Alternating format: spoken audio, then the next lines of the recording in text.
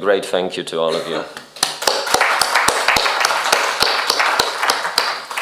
Last but not least, I would like to thank our institutional partners, the Fine Arts Academy in Kraków, Krikoteka, International Cultural Center, Museum of Photography, Galeria Podbrzezie, and the Free Seas Foundation. Thank you to Mocak and to the National Museum in Kraków, whose shows you will see later. Thank you. We truly feel, thanks to your participation, that the Congress is integrated with the life of the city, and indeed so much life is breathed into our city thanks to your day-to-day activity. Thank you so much.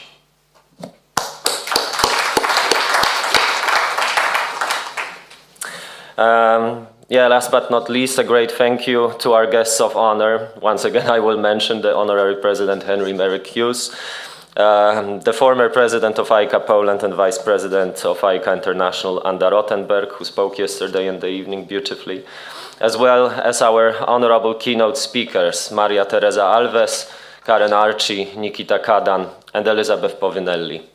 Thank you to all the speakers and moderators. Thank you to our coordinator, Paulina Tokarz-Mazurek, all the volunteers, the technical staff involved, and all the guests who decided to join us during this conference. We are particularly proud to host the members of the AICA Academy program, and great thanks to Mathilde Romain for organizing their visit in Kraków. Thank you a lot.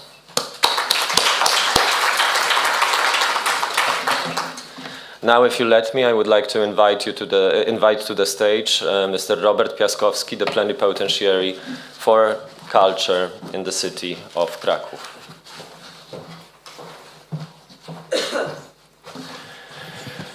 Good morning, buenos dias, bonjour.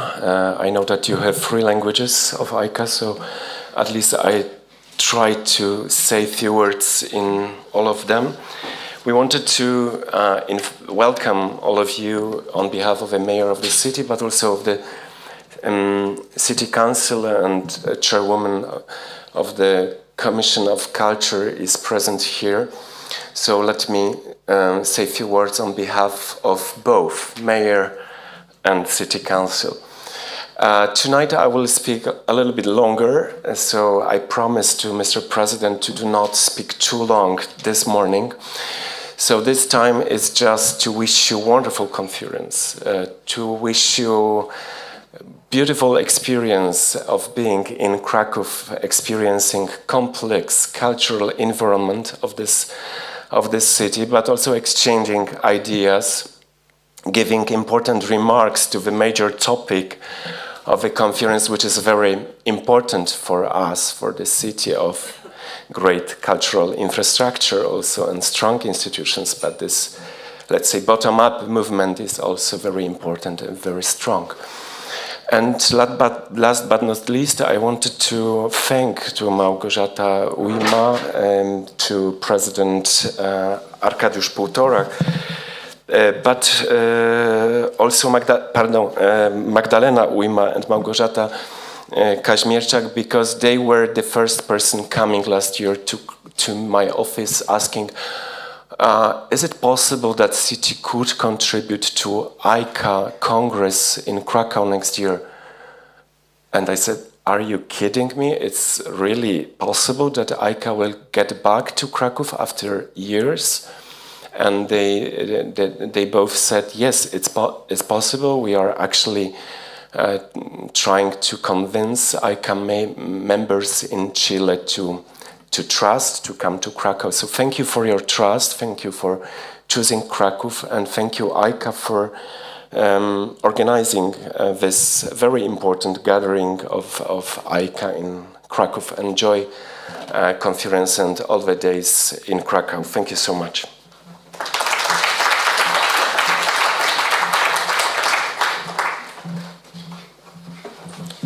I should also mention that we received support from many more people in the city office, in the municipal office and the city council than I mentioned in the beginning. I only mentioned the representatives who are present here, but I should also mention Mrs. Katarzyna Olesiak, the director of the Culture and Heritage Department, Mrs. Anna Florkowska, Anna Frankiewicz, Barbara Kiczek, Małgorzata Jurczyk or Bolesław Kosior. such a great amount of supportive, fantastic people. Now, if I may, I would like to invite to the stage the Honorary President of AICA International, Henry Merrick Hughes.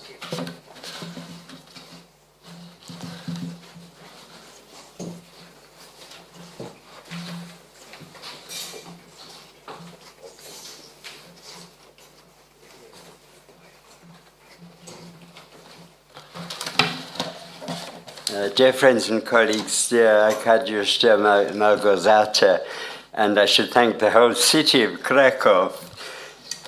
It's a great pleasure and honor to be here, and I've been asked by our president, our outgoing president, Lisbeth Rebollo Gonzalez, just to say a few words of welcome, but she has sent a video, and perhaps I'll confine my few words to after showing you the video, which we can now perhaps look at. She sends her deep apologies and regrets not to be here, and anyway, you will hear her speak on the video.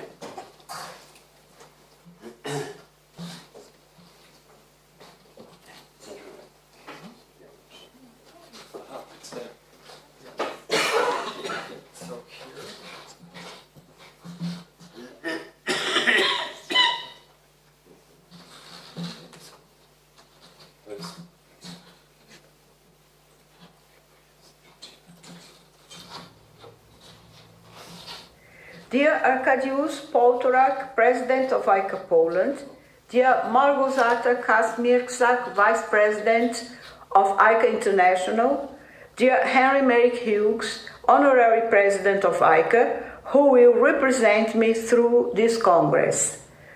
Through Henry Merrick Hughes, I greet the authorities present at the opening of the Congress. Dear AICA members, artists, curators, students, ladies and gentlemen, the International Association of Art Critics holds with great satisfaction its 55th Congress in Krakow, a Congress that is impeccably organized by AICA Poland under the coordination of Małgorzata Kazimierczak and Arkadiusz Poltorak. The subject we are going to debate is of utmost importance in the current days. The 2023 Congress launches an inquiry to art makers and art critics about the ongoing crisis and transformation of cultural institutions and the art criticism itself. The circumstances of the loss of the hegemonic status of liberal and social democratic ideals in the West and the unfitness of the cultural institutions to meet the challenges that arise will be addressed. Annual international AICA congresses are very important in AICA's life, exactly because they project up-to-date questions in the field of art, art criticism, and society. We can say they are milestones for AICA worldwide membership and the art establishment at large. This is a reason for AICA's commitment to annual congresses. Every time we begin a summit, I consider to be important recalling a little of AICA's history and the meaning of the congresses in the trajectory written throughout the last 75 years of our association. AICA was born in the immediate aftermath of the Second World War in the framework of UNESCO, aiming at collaborating with the entity to contribute to the reconstruction of ethical values. In an international dimension, it also aims at promoting the approximation between different cultures and recognizing the importance of the difference. The first summits were made around a debate about what were criticism and its social role at the time. Art historians, art critics, and directors of museums of modern art gathered at the two meetings at UNESCO headquarters in 1948 and 1949 to discuss the foundation of an international association of art critics. Convening from around the world, they included the most prestigious names of those days. Following the two international congresses at UNESCO, the International Association of Art Critics was founded in 1950 and was admitted in 1951 to the rank of NGO. Today, it can be said that AICA is a consolidated forum for communication in the field of culture and art, where many different voices can express themselves. AICA Poland has already hosted congresses in 1960, 1976, and 1999. Each of them, in different moments of the Polish history, were memorable. And I'm sure the 2023 Congress will also be memorable for the Polish art scenario and for the international one. I'd like to welcome all the speakers and the audience that will be with us throughout these days of cultural debate. Thank you, and my wishes for all of you to leave this summit empowered with new inquiries. I am very sorry I can't be with you in person, but I will be present in the online activities. Ladies and gentlemen, enjoy the Congress.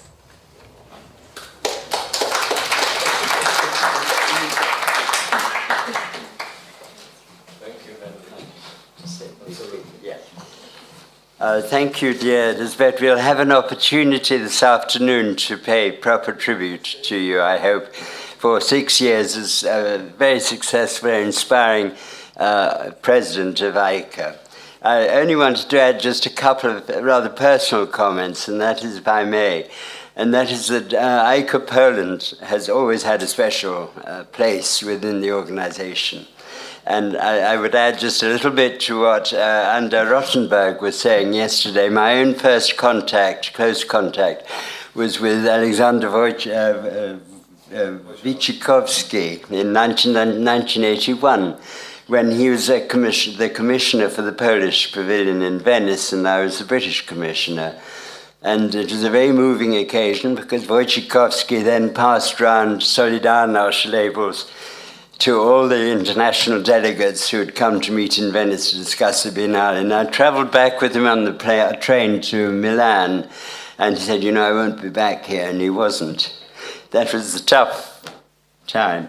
And you heard from Ander how you resisted throughout the period of military rule, and how the association thrived and survived.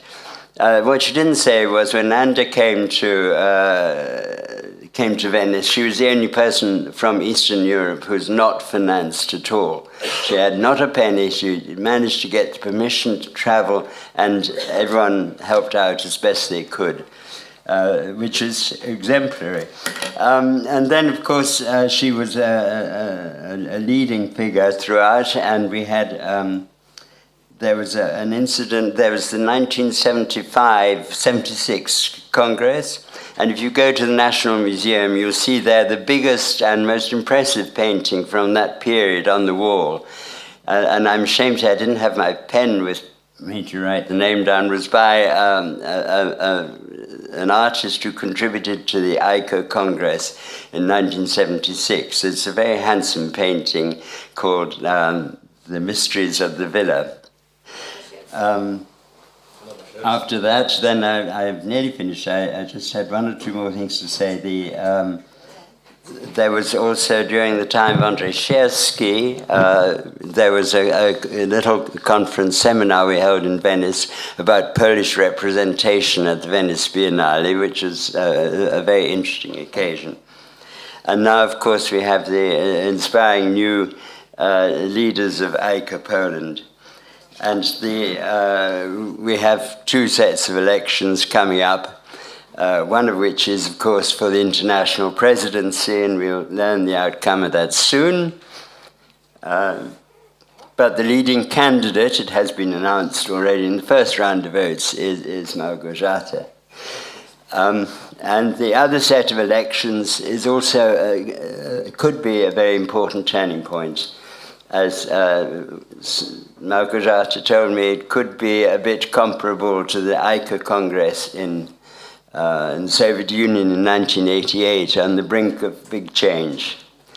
So I wish you all good fortune, whatever the outcome of the elections, of course, both at the national level and at the AICA level. And I wish all of you a very happy and productive conference. Thank you.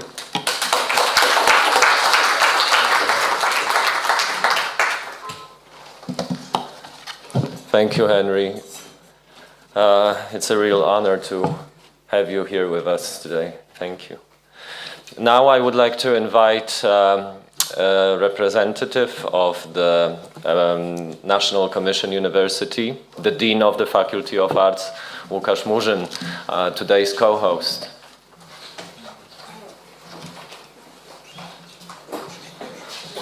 Thank you, Arkadiusz.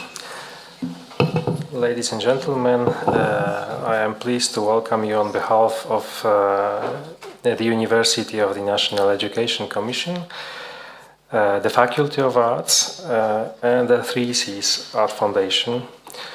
Welcome the boards and members of the International Association of Art Critics. Welcome all our distinguished guests, speakers, and participants of AICA Congress. Nice to see you in Krakow. We meet in a special city, one of regional capitals of culture and contemporary art. In a city that has several large and dozens of smaller cultural institutions, the city of many different artistic festivals, many smaller and two larger art schools, the city of a huge number of NGOs of the cultural sector, and in the city of outstanding theoreticians, historians of art, and art critics. At the same time, it is a place where it is easier to understand contemporary cultural, economic, and political tensions, where you can analyze power games in institutions and competition for the attention of cultural participants. It is obvious that in these conditions we are looking for a new attitude towards heritage, new artistic tactics, and new forms of presentation and inclusion. Our university and the foundation cooperate with many institutions from Krakow and throughout Central Europe to create a new cyclical artistic festival in the region based on a new organizational model. We are searching for a completely horizontal and really pluralistic way of looking on each other. I'm glad that we can support AICA in expanding knowledge about art world institutions. And I wish everyone successful deliberations, and I hope that this meeting will be the beginning of a new level of cooperation for all of us. Thank you, AICA International. Thank you, AICA Poland. And let's have a good discussion today and of the rest of the Congress. Thank you. Thank you.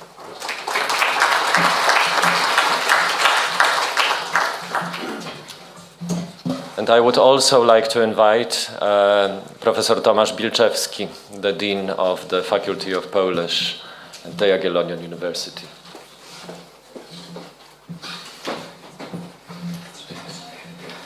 Good morning.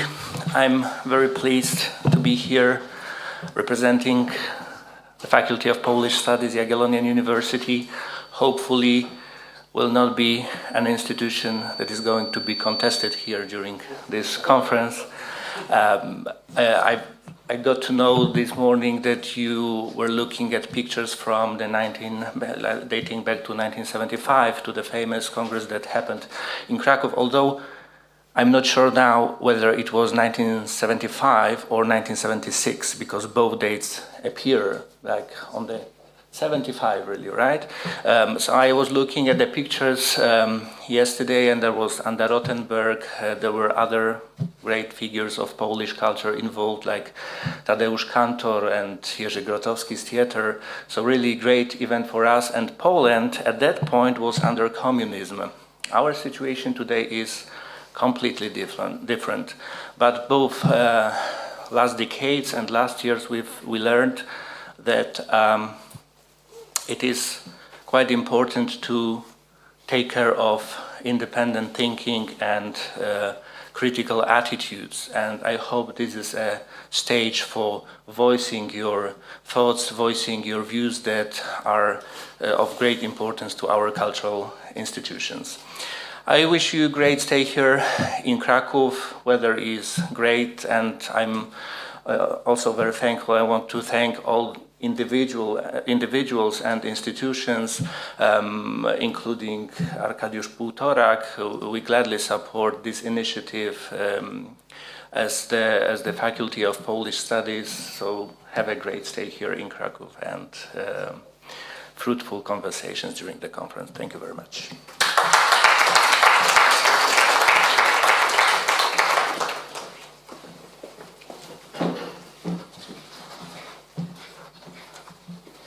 Now, if you let me, before we start, I would like to share a few provocative remarks. And I will start with two very short anecdotes. The first might seem inflammatory, but I'm sorry. The first one concerns the largely mythologized biography of a Kraków saint, the Archbishop Stanisław, who lived here in the 11th century and whose remains are still kept in the cathedral at the Wawel Castle. The saint became very famous for his dispute with our ruler, the King Bolesław Śmiały, which translates aptly to Bolesław the Bold. According to some accounts, the bishop excommunicated the king, who had taken brutal revenge on the knights that proved, let's say, reluctant to his military and diplomatic efforts in Kievan Rus. As a result, the king sentenced Stanisław to death by dismembering his body. But as the saint's hagiographers proclaim, his limbs, once thrown into a little pond next to the Vistula river, miraculously reunited. Then, allegedly, eagles flew in from all the corners of the world to guard the body, and the alleged site of this miracle remains an important place of religious cult up to this day. You might wonder why I bring this story up in the context of a debate on contemporary cultural institutions, which is about to begin during our conference. Well, what I find interesting in the story is the symbolic dimension of the miracle. As I tend to believe, such religious, or if you will, mythical tales mobilize the same imaginary that the founders of many secular institutions used to mobilize in modern times. As argued by the great French intellectual Michel Foucault, modern institutions took elements of pastoral power from the clergy, for instance, maintaining that it is the influence of institutions and not the religious faith that can help bind the social body together. The second anecdote is considerably closer to the here and now and refers to a very recent article by the well-known art critic Claire Bishop, who recently visited Warsaw and was truly taken aback by the rift between the programming of various institutions, but also by the traces of social tensions which she noticed in the streets. And I will not recap the text, you can look it up on Art Forum's website, but just let me quote a few sentences that express the critic's general impression. On a two-day trip this past August, I saw a heteropatriarchal nationalist religious right state against a younger, international, college-educated, gender-fluid center-left. It's a familiar opposition, but this particular encounter left me uneasy. By the end of my stay, I was left asking whether culture should speak only to its preferred constituencies, or whether we should secretly still harbor a belief in art's power to communicate to a broader public. Now, I would risk the presumption that both of the anecdotes touch upon the same social cultural imaginary, which in line with Foucault's writings I would term pastoral. The imaginary that encompasses fantasies and desire for universal communication, social unity, and common understanding. However, the tone of Claire Bishop's text is symptomatic of its ongoing depreciation, if you will. Confronting the results of social antagonisms as seen in Polish cultural institutions, Bishop ponders about the possibility of restoring a common culture and a universal form of address that would allow the cultural institutions to, quote, communicate to a broader public. However, she does not sound very convinced that this task has a great chance of success. She clearly assumes that to think otherwise would amount to, well, I don't know, naivety. The theme of this year's AICA Congress, Contested Infrastructures, points towards the decreasing belief in modern institutions, universal outreach and influence in a twofold way. On the literal level, contested means causing dispute or made the object of contention. Undoubtedly, these qualities correspond to modern cultural institutions which in recent decades have become the subject of far-reaching criticisms. The critics often point out that the institutions are not sufficiently inclusive or they're simply too biased, while declaring their steadfast attachment to the universal common good. One should remember, however, that the English word contested also means, well, it carries an intimate link with the word contest. So in other words, rivalry. Contested means subject to dispute or contestation, but also being made the object of competition. The secondary meaning reminds us that political conflict and rivalry accompany almost every act of critique, and for what it's worth, the political tensions that have emerged globally and affected modern cultural institutions in the last 20-something years, at least since 9/11, I would say, they're quite difficult to forget or suppress. Notably, the parties involved in contemporary social and political conflicts have an increasingly hard time while trying to resolve them through recourse to the universal common values. Whose values exactly is the question that pops up, and I would say for the right reasons. Today we have gathered at a conference that accompanies the assembly of a multinational association. The association which, if only through its long-lasting affiliation with UNESCO, remains committed to the public good and in the broadest possible sense. There is no way of blurring the differences between us, however, and differences are actually also something that can strengthen our organization and definitely enrich our debates. People from more than 20 countries have gathered here, and we will be discussing a multiplicity of institutional and aesthetic traditions during this conference. We have gathered here in the spirit of sharing and mutual understanding, and importantly, we will share knowledge not just among AICA members. After all, this conference is a public event, and right now I would like to once more extend a warm welcome to all the guests who have come here to participate in the proceedings. This situation, I hope, can inspire a different imaginary from the one illustrated by the story of Saint Stanisław. Perhaps we need a different type of miracle nowadays in order to live up to the challenges of the day. My mind is already conjuring images of dissected limbs that start moving and communicating with each other while still remaining disjointed. But perhaps it's better to think of other miracles, more ordinary, more everyday miracles, I would say. For instance, the kind of miracles that happen in the course of a conversation, which doesn't merely amount to an exchange of opinions. A conversation that's based on mutual, tender, attentive listening. And the miracle of communication despite distance, despite radical differences. I wish for all of us here to experience this type of miracle today and in the upcoming days, continuously throughout the whole Congress. Thank you so much. And without further ado,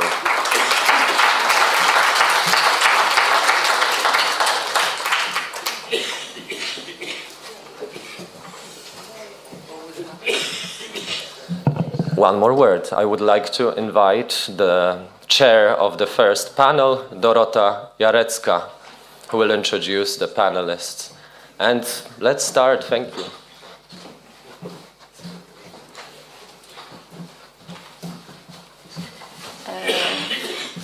Hello, everybody. Hello, dear colleagues from AICA, dear guests. It is a big pleasure to open the first panel session of the Congress.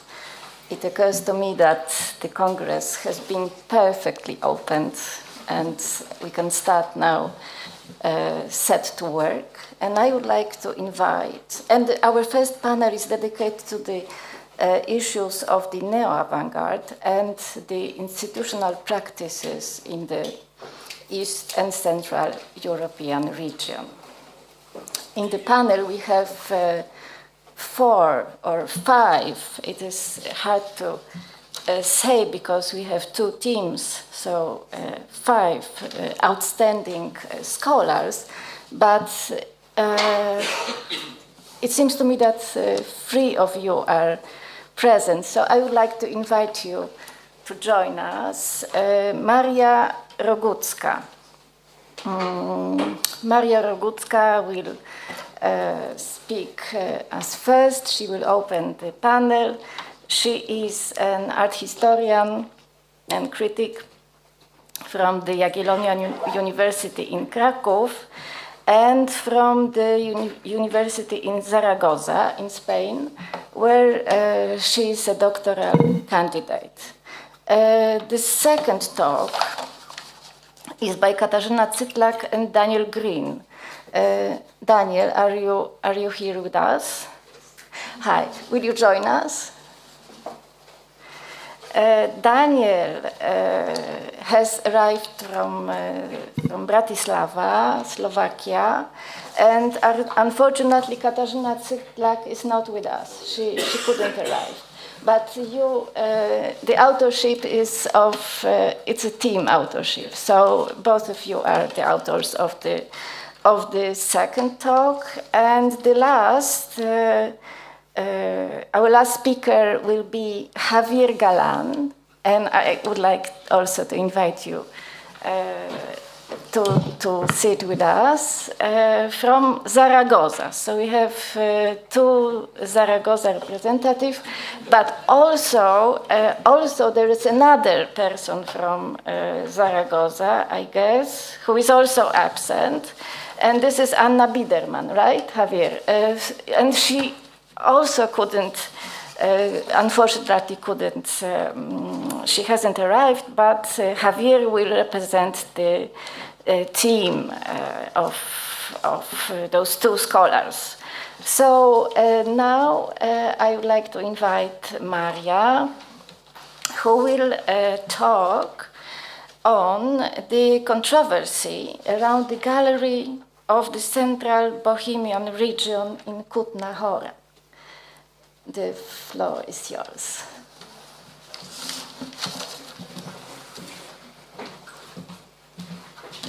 Thank you so much for your introduction. It's always a privilege to speak in your own country where your surname is pronounced very well, although this time challenging seeing my 2 supervisors in the audience. But there is no escape, so let me start. Can we?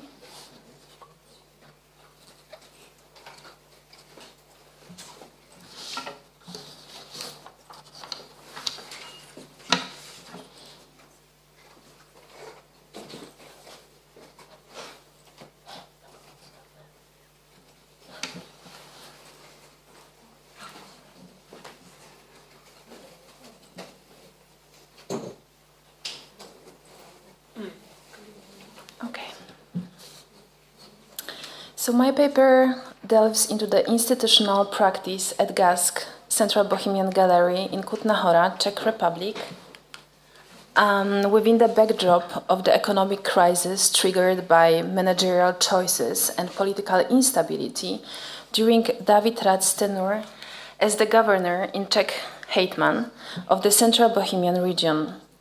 Investigating the role of the politicized government as an art patron, I will explore the establishment of regional art programs against the backdrop of contemporaneous debates on government support for the arts, cultural democracy, and national identity.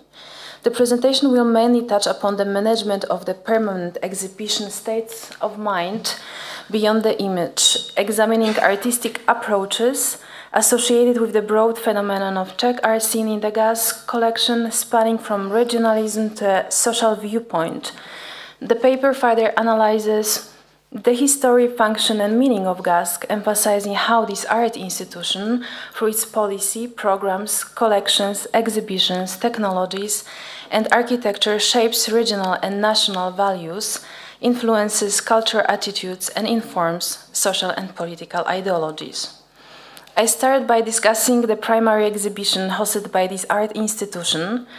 GASK's enduring collection, titled States of Mind, emerged as the winner in the Museum Exhibition of the Year category during the 13th edition of Gloria Musealis in 2014. This competition is organized by the Czech Ministry of Culture and the Czech Museums and Galleries Association. The category featured a total of 43 projects, and the curator of the permanent collection, Richard Drury, was honored with the Gloria Musealis Prize. The jury, in its favorable evaluation of the States of Mind collection, made the following statement. In the new permanent collection, the preceding arrangements, conceiving according to the years the artworks were acquired, was replaced by an innovative and inspiring means of presentation based on the diverse spectrum of humanity's mental and spiritual life. It provides viewer with much greater room for active experience and stimulates an intense perception of the artworks, whatever the viewer's linguistic or cultural background is. The straightforward architectural design doesn't distract viewers' attention, but on the contrary, enhances their experience of the exhibits on display. End of quote.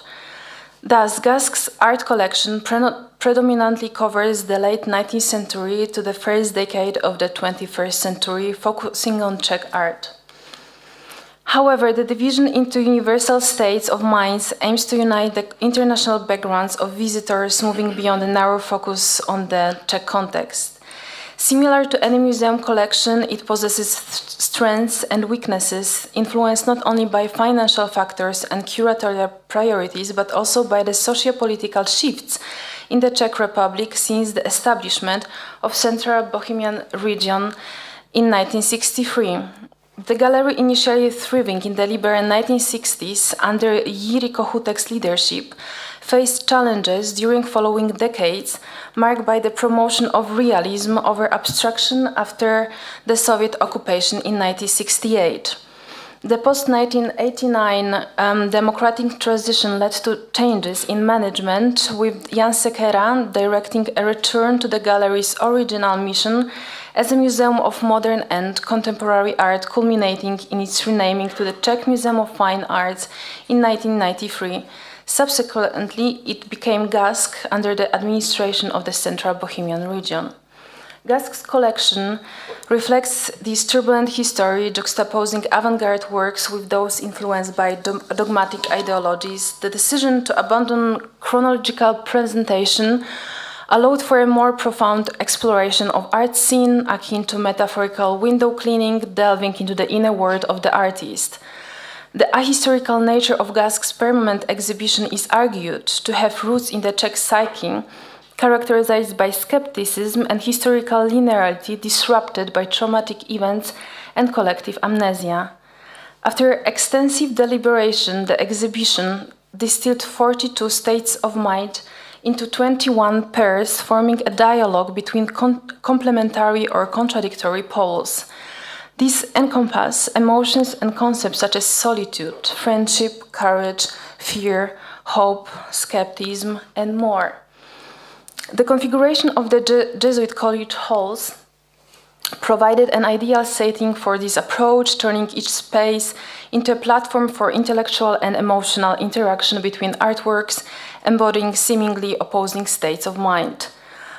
What controversies existed beyond the decision-making process and the establishment of values for GASK as a historic yet with new location institution. The present state of GASC was anticipated by a nearly forgotten incident in 2009 when David Rad, a Czech physician and former politician, the recently elected governor of Central Bohemian region, dismissed the head of a significant regional institution located in Prague without providing any explanation. Although it was later revealed that this exercise of power had another understandable motive involving the newly reconstructed Jesuit college in Kutná Hora and an alleged reluctance of the director Ivan Neumann to relocate the gallery from Prague to Kutná Hora, it failed to garner sympathy from the artistic community. Despite signed petitions and expressed disagreements, the matter subsided over time. Eventually, Jan Trestik assumed the role of the new gallery director, forming a new team, and operations resumed at the Jesuit college. Initially, things improved and art community was satisfied until the next controversy. Jan Trestik embezzled a painting by a Russian painter Vasily Kandinsky. In early May, shortly after Artichoke TV released their initial critical report regarding the gallery of the Central Bohemian region, the police arrested David Rad and the governor of the Central Bohemian region. The question remains, what are the consequences and values coming out from the controversies in the economic sector in the Czech Republic? The documentary emphasizes the importance of shedding light on the current operations of such institutions. It asserts that considering the ongoing public selection process for art institution directors and concealed financial aspects, the report aims to serve as a case study. The authors of this documentary claim that the trend of individuals without relevant expertise assuming leadership roles in cultural institutions is notably prevalent in Czech Republic. While a cultural institution led by a professional struggling with budget balancing can seek support from financial consultants when managed by an individual lacking sector-specific knowledge, the hope is that they won't shape the institution solely based on profit-oriented business rules. Throughout the report, there is a belief that a public institution should not only emphasize effective economics, but more importantly, provide top-quality service to the public. As pointed out by renewed Czech art historian and curator Marie Bergmanova in her publication 1 to 3, The Tracks of History in Acquisitions, within the archives of the Gallery of the Central Bohemian region, there are preserved documents pertaining to the initial acquisitions made for the planned regional gallery. These acquisitions from the very outset include significant works by artists such as Józef Čapek, Jan Kotik, Emil Fila, and others, which form the essential foundation of the gallery's collection. In the recent interview with Hanna Slivova in 2020, it is emphasized that Marie Bergmanova had the privilege to scrutinize the collection not solely from an art historical perspective, but primarily with a focus on the motivations underlying the acquisition of individual artworks. Bergmanova stated that the general public seldom has the opportunity to comprehend the extent of mediocre or subpar paintings that galleries hold in their repositories. According to her, it is imperative to unveil and elucidate how the acquisition of art for collection is influenced and the roles played by political, governmental, and various external influences. I hold the belief that fostering public awareness regarding art institutions, the behind-the-scenes process of collection creation, and the associated procedures is essential to ensure to some degree the ongoing continuity and existence of avant-garde art on display. Since its relocation to Kutná Hora, GASC appears to maintain such dialogue and transparency with the public. By the end of 2014, more than 20 guided tours for the public had already been held for the new permanent exhibition. The new concept of presentation was mediated by art workshops for children. A part of these workshops, during those workshops that you got to know works of Petr Květala, Miloš Sevčík, Ales Vasile, and so on. States of mind became the central theme for the summer for the art workshops for children. New programs were created for schools, inspired not only by the collection's works of art, but also by the concept of the exhibition itself. So coming to conclusions, the museum's art collection can be linked to a stratified geological formation, with each developmental phase representing a chapter in the institution's history. These chapters mirror the values of contemporary society, encompassing aesthetic, ethical, commercial, and political dimensions. The values deeply rooted in aesthetic assessment and modernist ideas of originality and innovation also reflect the artist's ethical stance towards societal realities. The museum's selection and display of artworks bear market implication, and the complex relationship between public gallery institutions and their politically elected funders often leads to conflicts. The museum's collection, far from being merely a compilation of aesthetically pleasing works, serves as a comprehensive survey of art's evolution. While the museum aims to showcase the evolution of art to the public, it inevitably exposes the institution's own evolution. Thus, the permanent collection functions not only as a public display, but also as a revealing narrative of museum's history, a dual role linked to both a confession box and a shop window. Thank you.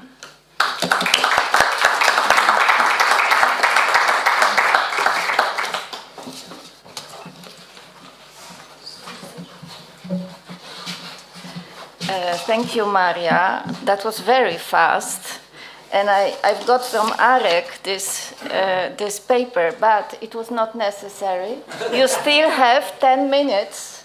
Yes, so 10 minutes, you make it, I have an impression that you made it shorter, and why? But maybe later in the discussion we could elaborate on that very interesting topic. But now let's turn to the second paper by Daniel Grün and Katarzyna Cytlak. As I said earlier, Daniel has arrived from Bratislava, and he is a scholar, he's an academic, he's an art critic and a curator. And I remember your wonderful exhibition of Julius Koller in Warsaw, 2016 was it, in the Museum of Modern Art in Warsaw. Revelatory exhibition of the artists previously not very known even in the socialist, post-socialist sphere. So, and Katarzyna is not present. She's not there. But will you also share her part of this study, or sure. No? You will not cut it into. Okay. So now we have a whole we will have the whole paper, which is dedicated to the grassroots initiatives, right? To the archives, independent archives, no institutions at all. And I think that Katarzyna's contribution is about Clemente Padin, and you will naturally speak on Julius Koller. So please.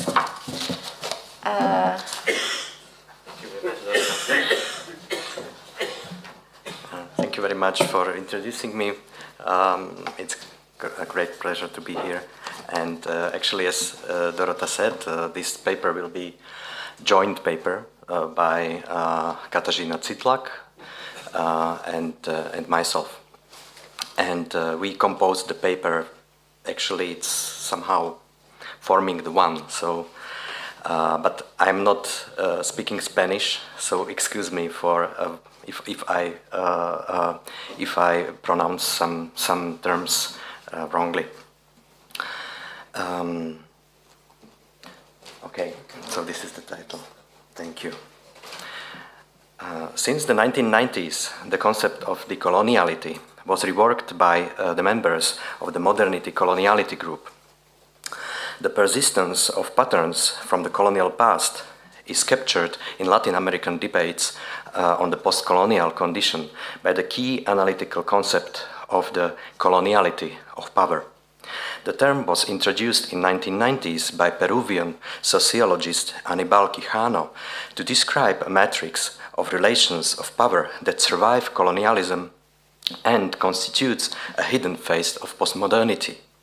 Quijano observed that the sovereignty that guaranteed the continual reproduction of capital in modern societies required the westernization of imagination. The coloniality of power seeks to modify the habitus of the subjected, which is understood as a structure of mind characterized by a set of acquired schemes, sensibilities, dispositions, and tastes, or ways of producing and transmitting knowledge.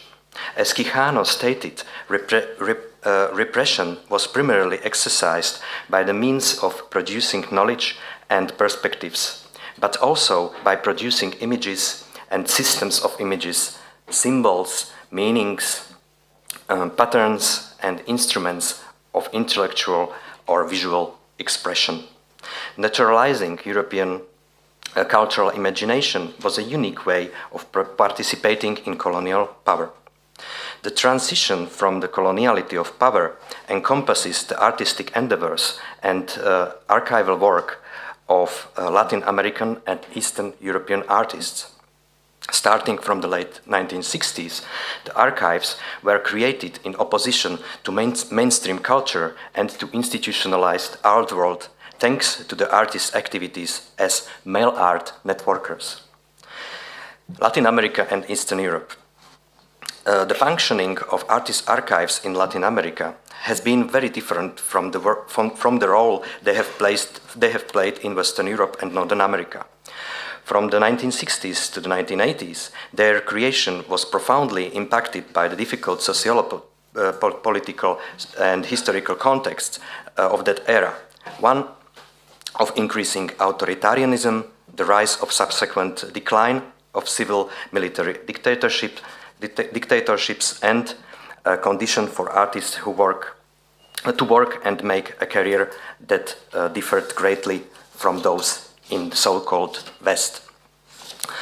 The creation of archives was above all a necessity, a strategy of self-defense, preservation, and survival.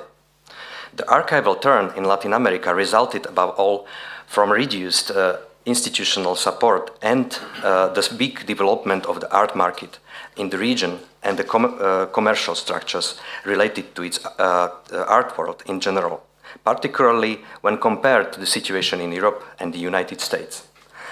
Latin American artists of the 1970s and 1980s thus became archivists, documentalists, curators, and architects in order to bridge this institutional gap and to respond to the lack of recognition of their artistic creation in local contexts. In Eastern Europe, self-archiving has been described as a set of practices for recording and organizing artistic activities, often with the aim of controlling their reception. Such an active position, characterized by Zdenka Badovinac as self-historicization, includes the collecting and archiving of documents, recording art forms and social fields otherwise marginalized by local politics and invisible in the context of international art. Thus, what might connect these two regions in self-archiving understood primarily as a political strategy, because it represents the intention of establishing a conversely or differently oriented model of an institution. Now, Clemente Padin's case. Clemente Padin's archive in Montevideo, Uruguay, is primarily focused on decoloniality, conceived from the outset as a decentralized and de-hierarchized tool. The creation of Clemente Padin's artistic archive was intrinsically linked with his activity as a poet and editor of experimental poetry reviews such as Los Huevos del Plata, Ovum 10, and Ovum.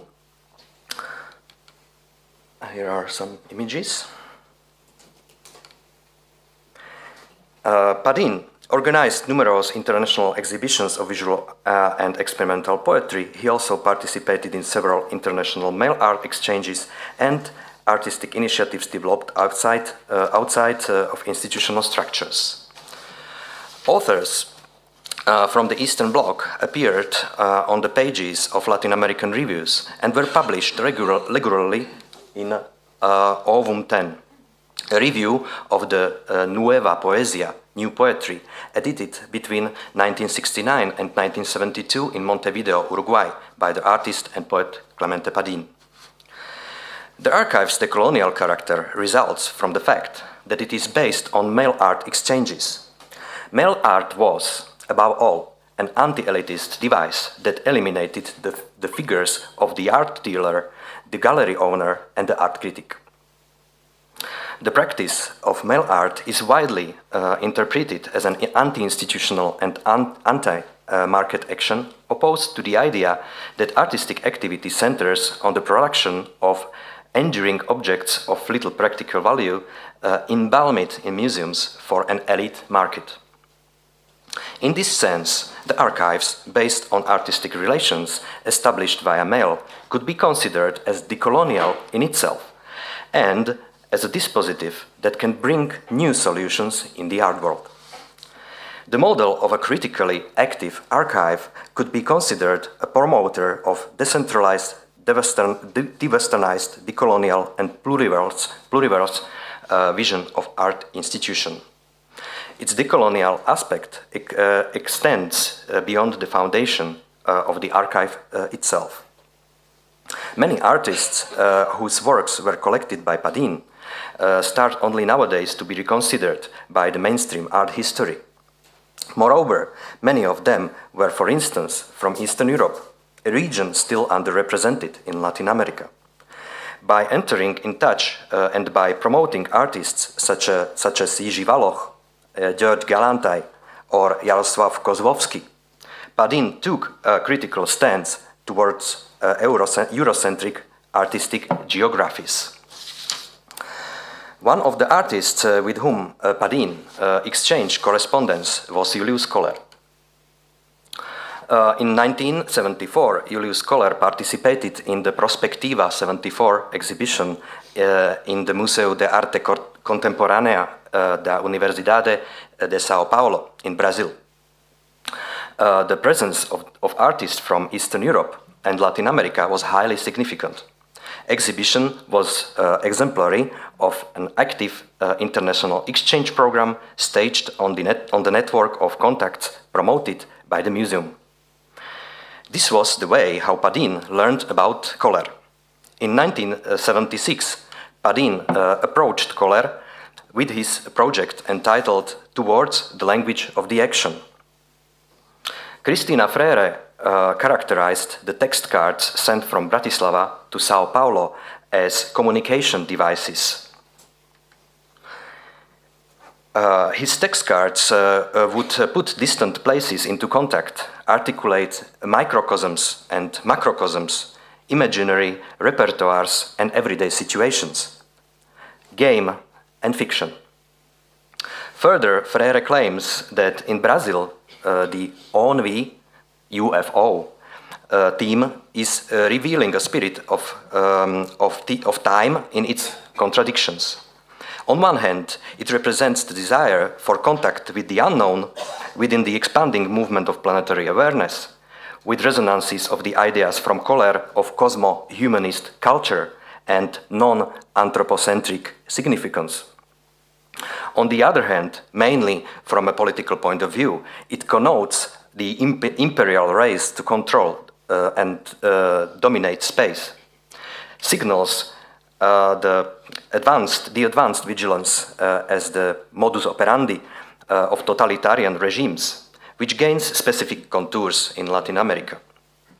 One can stress here parallels between the most violent period of military government in Brazil and the end of Prague Spring in Czechoslovakia. Between Latin America and Eastern Europe, not only may we notice decentralization, but we may also postulate the hypothesis that, in the case of these cultural relations, it is possible to speak of a break with the logic of transatlantic colonial relations.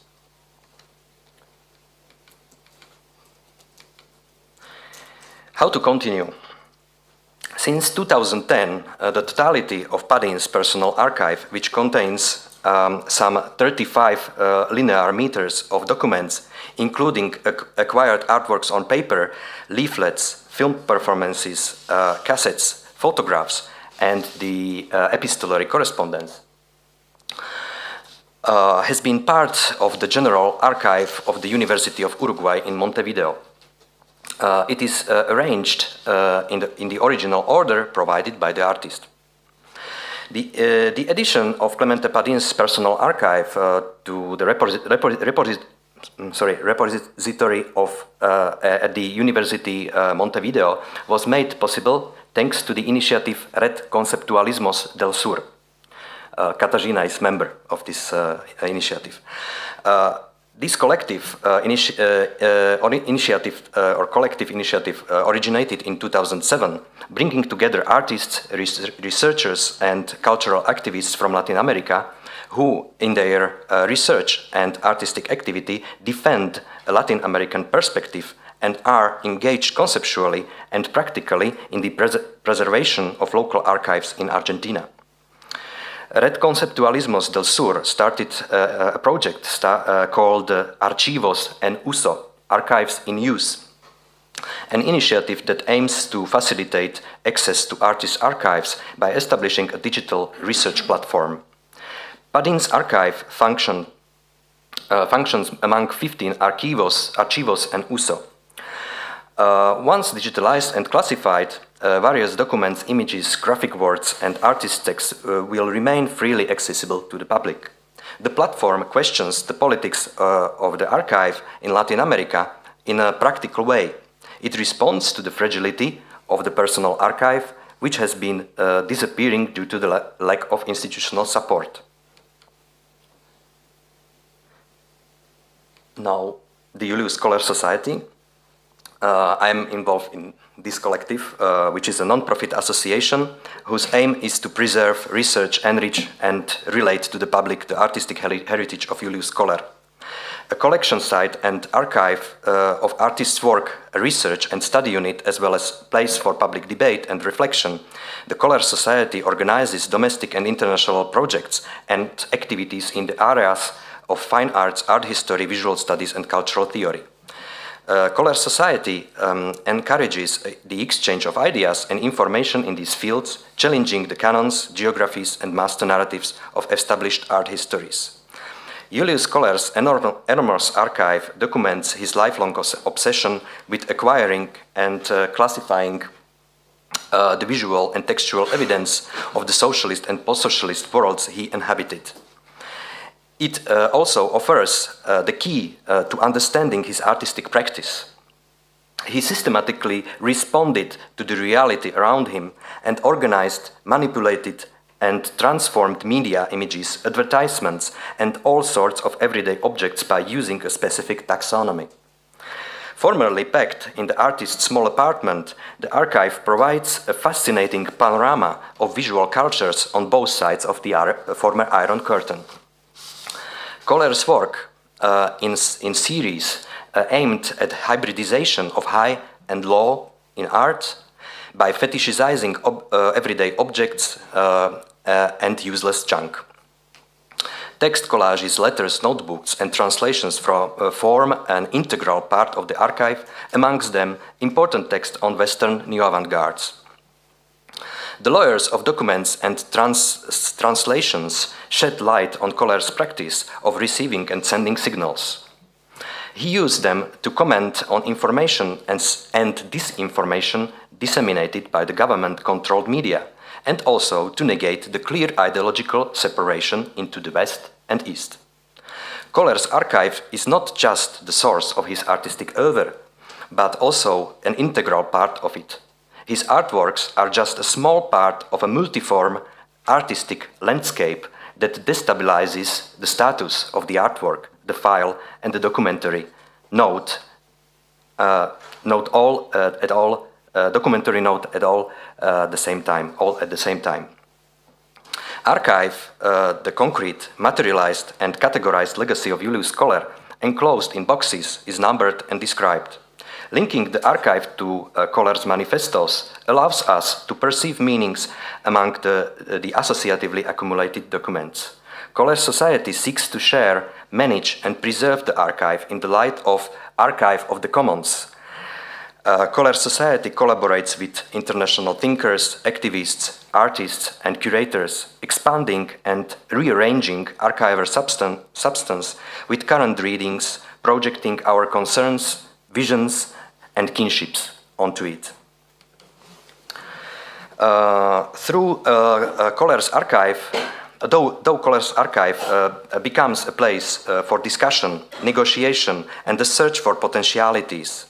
Furthermore, we are networkers currently involved in the project Island of Kinship that interconnects and transforms the practical functioning of 6 middle-scale visual art institutions across diverse regions in Europe: Prague, Bratislava, Skopje, Cologne, Helsinki, and Riga.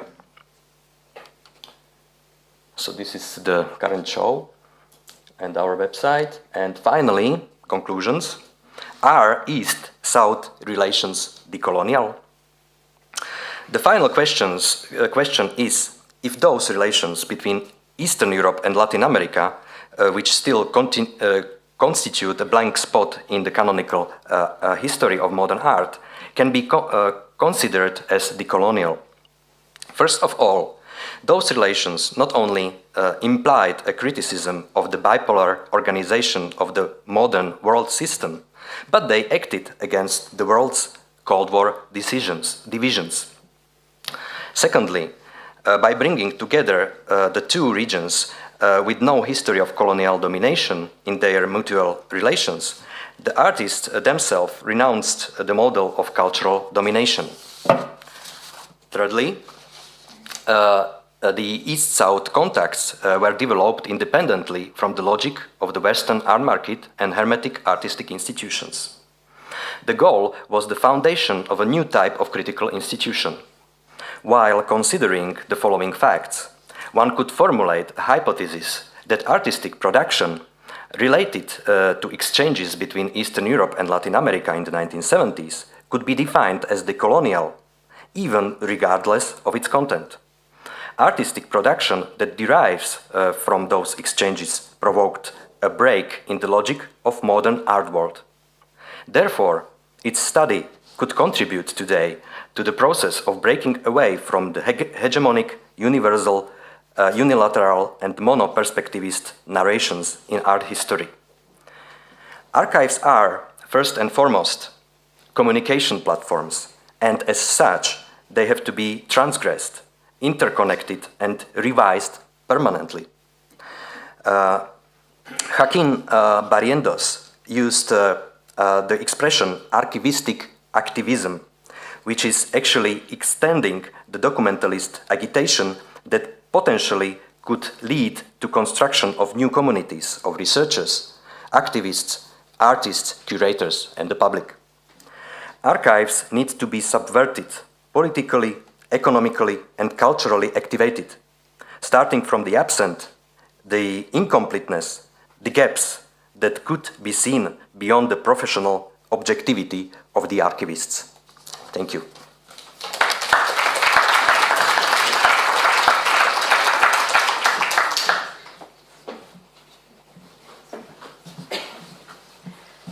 Thank you, Daniel and Katarzyna, wherever she is, for this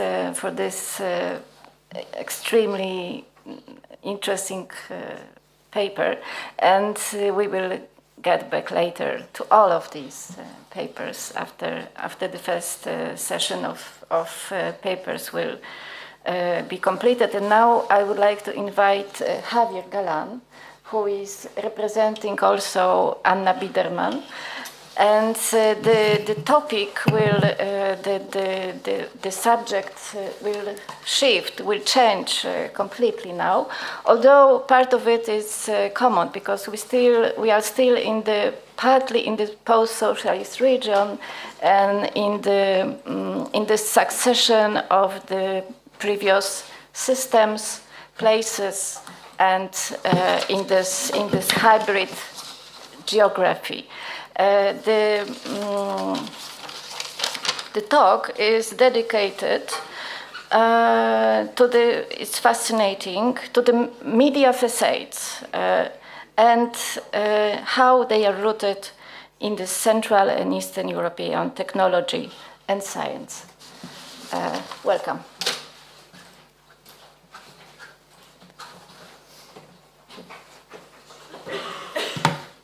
Okay, let's see how I fit this in here. This is a paperless paper, so I'm bringing my laptop.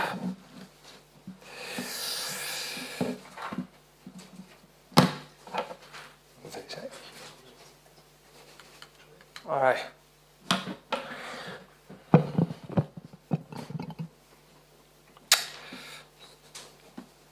Thank you, and thank you to all Congress organizers. Hello, everyone. My name is Javier Galán, and I will develop also on behalf of my communication colleague, the Professor Anna Biedermann, the research topic of the media facades and Cold War media at the surface of an idea.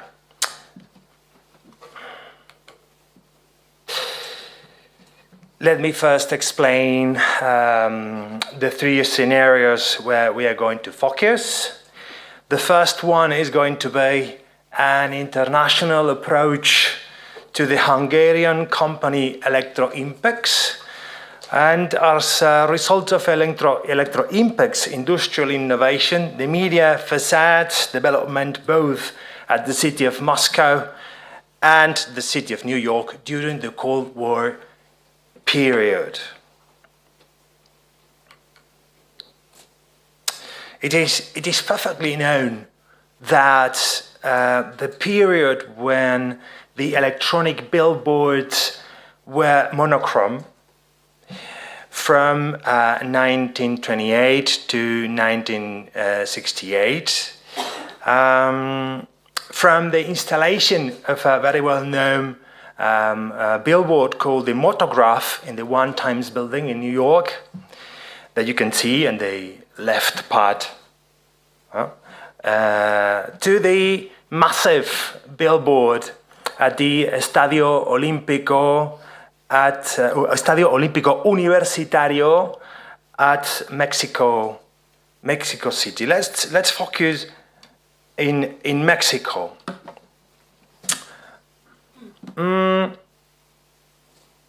You see, the picture on the left shows the Olympic flame on its way to Mexico from Greece, and the interesting part of it is that it is passing by Zaragoza.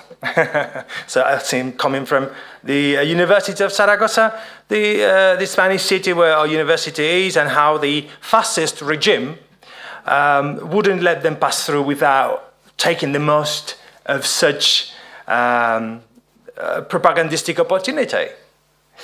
But the interesting part of it, despite this folkloric detail, is the Mexican billboard at the right side.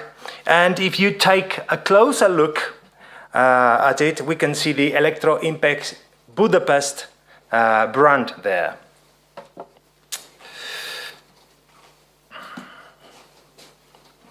Electro-Impex was a Hungarian brand that exported high-qualified electrodomestics to the entire world. We can find traces of the Electro-Impex export capabilities in up to 100 countries of 5 continents. This nation, Hungary, was by that time unbeatable in terms of exporting technology. And by the year 1969, 1970, has developed the public color, better said, the first ever colored electronic billboard. This is going to open a special chapter in the Cold War between Russia and the United States. I don't have the time of getting deeper on the Cold War history, but there is something, taking the most of being here in Poland, and we are also talking about Hungary, is that in 1956, the Communist Congress in Moscow supposed radical changes towards the street electrographic design, especially the admission of neon lights on the streets. In the summer and winter of that very same year, riots in Poland and Hungary were brutally suffocated. Tanks were sent to Poznań, here in Poland, and in Hungary there were thousands of victims. Well, these opened a new era of ruled propaganda that needed constant observance.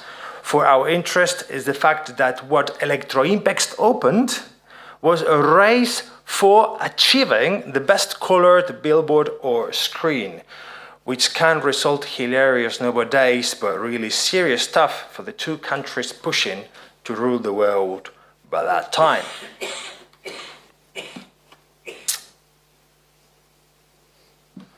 Yeah, already in 1863, the city of Moscow is going to tender a contract for the illumination of Moscow by kerosene.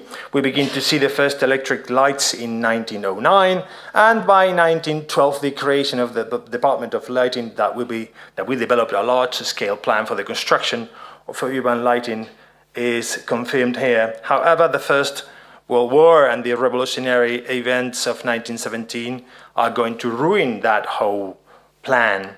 After the Second World War, the city is preparing for the festival of the 800th anniversary of the founding of Moscow, and towards the end of the 1950s, the city is illuminated with neon signs, official and commercial.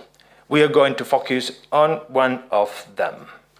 The Kalinin Avenue, Kalininsky Prospect, today called Nowy Arbat, is a road inaugurated in 1963. We are interested in these new buildings on the south side of this avenue, which want to resemble gigantic open books. These buildings are not like in Moscow. They are unpleasant because they do not respect the urban planning of the city center. And there you go.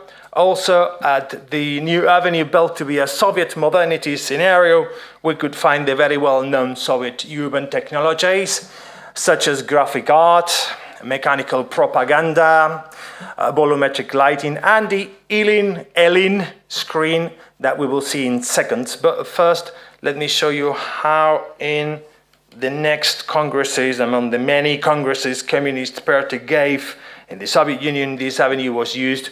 And as I previously stated, an S scenario of progress. An S scenario of progress, whatever that could mean by that time.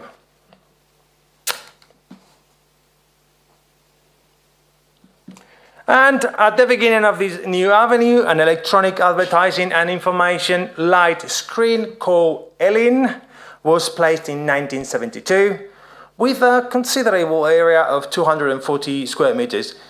It is the world's first outdoor video display, designed to display not only text and graphic information, but also color movies. The main merit of the ELIN installation and the project around it is that it was the first giant television, first large screen design for the urban environment. What they did was that a giant, a massive TV. This is a TV. This is a huge TV. Now let's jump to the US. In 1904, the New York Times newspaper moved into a new story building on a small triangular lot. The square will take the name of Times Square because of this building. The slender Times Tower faced north, establishing both the vertical and visual axis of a wide open space. It was about to be the Times Square. The first electronic element that we recognize, known as the zipper, the Motograph News Bulletin System, an electromechanical news plinth installed in 1928 by the New York Times on the facade of the Times Tower, which displayed real-time news headlines from 1928 to 1963, long before the advent of computers. We keep on this very same building. The One Times building originally had a facade made of stone and terracotta. Well, the Times will keep the property until 1961. In 1963, 2 years later, one of the owners undertakes a comprehensive reform, replacing the stone and terracotta with marble elements. After many changes of hands, the building ended up falling into the hands of Lehman Brothers in 1995, but instead of leasing office space, what they did was they turned the 25-story tower into a billboard and made a 300% profit in 2 years. What had made this small company see the possibility of business? They hadn't invented anything. Prior to its arrival, the building had already been experimented with the Motograph News Bulletin first, but the prototype that would revolutionize commercial communication in large spaces years before the arrival of Lehman Brothers is the Spectacolor installation. Spectacolor is an advertising company that breaks ground with the first computer-programmed color-changeable message boards. They were at the end of the 70s of the last century, and now technological innovation had produced what we could already see as modern media facade. But not only, since they had introduced the television advertising action of selling time on billboards rather than the usual practice of selling space. A change that would pave the way for outdoor advertising to become a multi-billion dollar industry. An example of how the Spectacolor worked can be found in the video clip of the movie Ghostbusters, where an animation is made on the Spectacolor screen for its inclusion in the video clip as a detail of modernity. And while all this is happening, a never before catalogued exhibition has been taking place on the Spectacolor of the Times building. From 1982 to 1990, the Public Art Fund produced the Messages to the Public project, a project where a different artist is invited each month to create a 30-second animated piece to air every 30 minutes after a regularly scheduled paid program. These tables, because they are many, presents in chronological order all the artists and their works that have passed through the Spectacolor.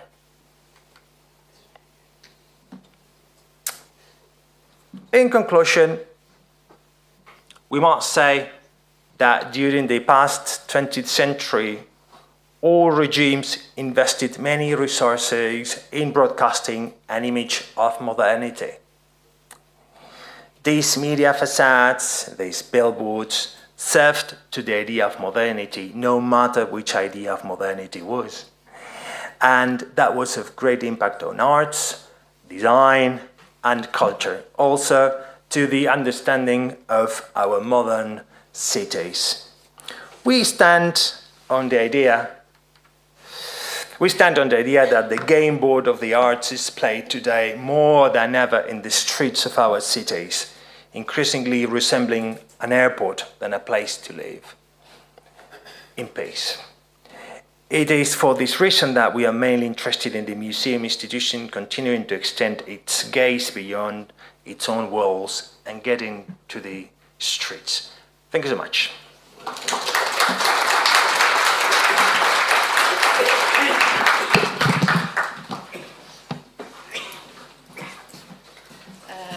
Thank you, Javier and Anna, for this paper, which brings us into an international scene, into the United States and Moscow, and Budapest, and the whole map. And I wonder how we should proceed, because we don't have much time before the coffee break. And the situation is not that horizontal. I mean, there is one person who stands and you are sitting. So can we swap places? And it's not there is one mic. Ah, great. Okay. Okay. So it's very hard to sum up, to propose any synthesis, because we had three so different papers, so different places and topics. But first of all, apart from thank you to all of you. Would you like from our audience to participate, to ask a question, to maybe know more from our speakers? So you are warmly invited to comment. I can give you No. Okay. So all of the papers were about challenging the institution of state, of bank, of the museum, and of artists, actually. So my first question goes to Maria, and I would like to ask you to expand on the censorship question, because you skipped that part. I saw it in your abstract, and could you explain a bit more about this Kutna Hora case? So why have you chosen this?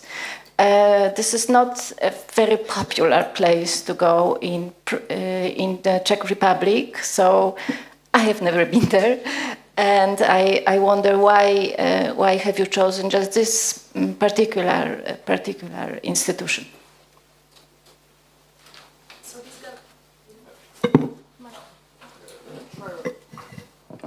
There is a delay in that microphone. Okay. Thank you for your question. This gallery, of course, it's new in the landscape in general, not only in Czech Republic. However, maybe it didn't go through my presentation, but it already started in 1963 in Prague, and I understand that not everyone goes to Kutna Hora. Actually, it's complicated. You need to take 2 trains. So it's peripheral museum right now. It's a very good question about censorship, just because the events of the controversies and bribes that were appearing were very rapid and so on. So it was important for this artistic television, Artichoke, to cover everything quickly, and it was only the first moment when they published this documentary on David Rat and interviews with the creative individuals working in the museum. Then the intervention of police happened. And right now, I spoke recently, a few months ago, with main curator Richard Drury, and the whole situation with GASC, and finally, when it got quiet with the all controversies, is the whole enigma, and the main problem in it is politics behind, so people in the power, and I really wanted to show this clash of people working in the 60s, were working against communists, and they were risking, and then they were censored, and they were out of the art scene as directors, with this clash of the post-89, when people do not hesitate to go into bribe situation, and losing this tradition of the history of fighting against the communist regime, for example. And to your question, why did I choose this case? This is my case study for my research, and I do research this in a comparison, using comparison methodology with another case studies and museums that operated working against regimes, authoritarian regimes, and still trying to display avant-garde art.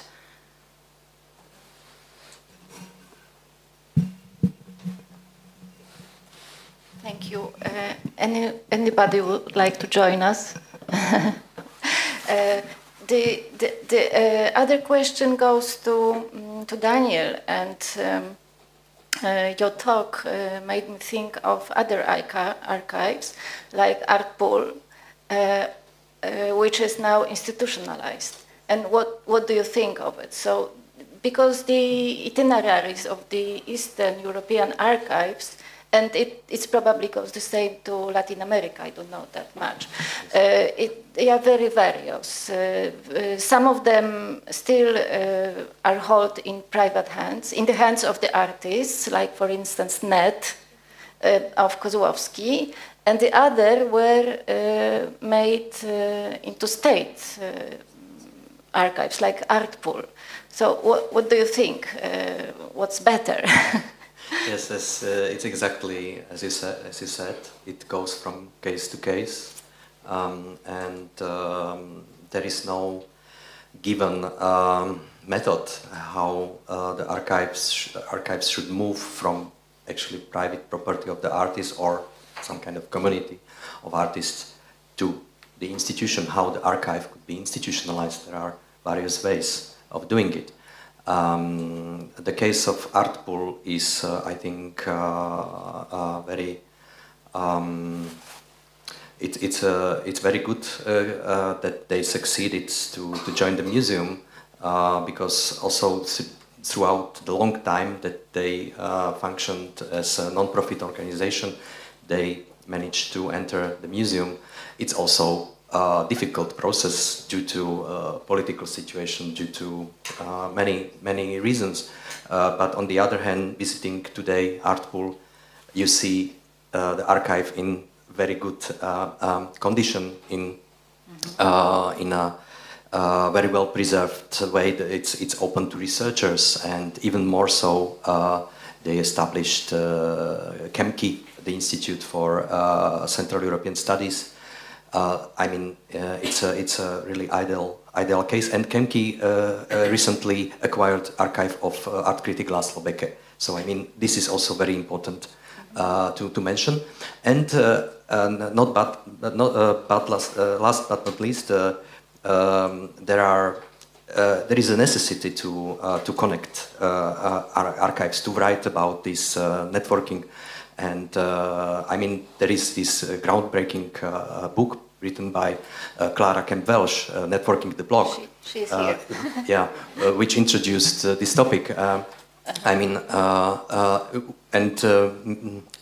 what I'm trying to do together with Katarzyna Cytlak, we are trying to do networking among institutions that house archives, artist archives, or the archives in artist properties. So our mission is to build a kind of network.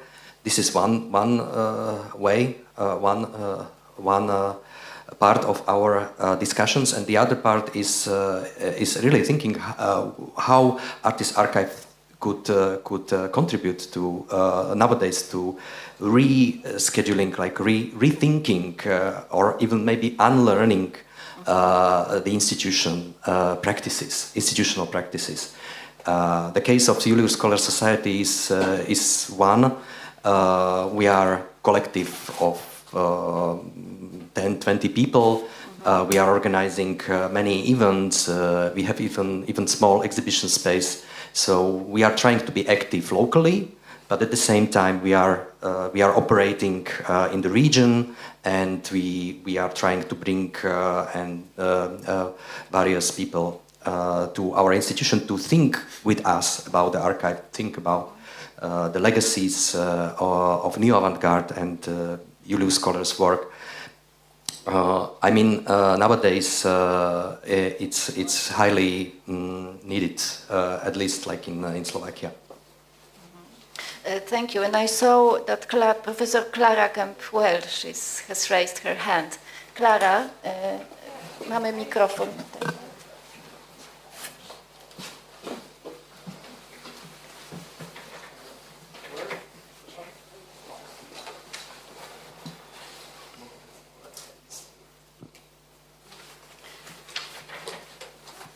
Thank you, Daniel. It was very, very fascinating, and it's great that you and Katarzyna are doing this work. which you've been doing anyway for ages, long before I started doing it. But this question of how you weave the question of decoloniality into such a study is one that I think we're all very interested in, and still it's a work in progress to try to think exactly how we're going to define this question, because obviously there's a lot of pushback against referring to these kinds of relations as being decolonial in any kind of straightforward way. And I don't know if you remember, but last year, Daniel, I think you were there too, in Poznań, we had a very interesting conference in Poznań about these relations between Latin America and Eastern Europe. And the keynote speaker was Walter Mgnolo, who really did nothing at all to reflect on or accommodate the situation or the war, the invasion of Ukraine. He really appeared to have almost no interest in that, and instead, I thought very outrageously said that Russia and China were the only nations brave enough to stand up against American imperialism, which sounded kind of incredibly out of place in the context of our discussion. And he said that he felt that that the framework of decoloniality, of colonial relations, was not appropriate as a vehicle for thinking about the relationship between Russia and Ukraine, which many of us disagreed with. And he insisted that it needed to be transatlantic, and it was a historical series of relations that were concrete. And I think what's interesting about your proposal is that this is also transatlantic. But your main theorist wasn't Mgnolo in the case of your paper. Your main theorist was Quijano. And I'm not very familiar with his work, and I don't know whether that was Kasia's contribution or yours. But if you're able to tell us a bit more about Quijano's version of decoloniality and how that works as a framework, that would be very interesting. Thank you. Thank you, Clara, for your question. Yes, this was Clara's. This was Katarzyna's part, but I would rather mention another theorist, Rolando Vázquez, for me, who's much more important because Quijano's writings are only to be, I think, published in English this next year. I think they are preparing translation, and since I'm not familiar with Spanish text of Quijano, so I cannot really say. But Rolando Vázquez's work is for me very inspirational in thinking about institutional transformations, and I would mention like two key terms which are related to archival practices. There is care and concern, and I also used this as a part of the title of this paper. Archival concern is not only about caring about documents, about care that preserves the materiality of the archive, but also about concerns, about questions, about thinking through these infrastructures and trying to propose the visionary propositions. And it's a rather complex bunch of tasks that is related to decolonial practices. But I think through Rolando Vázquez we could really touch also our region, or a question of Central and Eastern Europe being within the power games, global power games, and also rethink. For me, the crucial notion taken from Quijano is coloniality of power, and then we could. I tried to at the beginning to summarize this, and from this notion we could really think regionally and locally. So yeah, there would be much more for a longer discussion and more theoretical one, for which there is not enough time now. So this is just a very tiny answer to your complex question. Thank you. Yeah, thanks a lot. And now I see a very, very serious face of president of Polish section, who gives me sign that we have to stop at this moment and go for a coffee. So let's put off the discussion on the last paper for the next panels. I think next we will meetings, be able to find. It was a very unique point that Javier and Anna made on the spectacular messages of the empty buildings, so the only exteriors, no interior, and seemingly no institution inside. So that was very inspiring.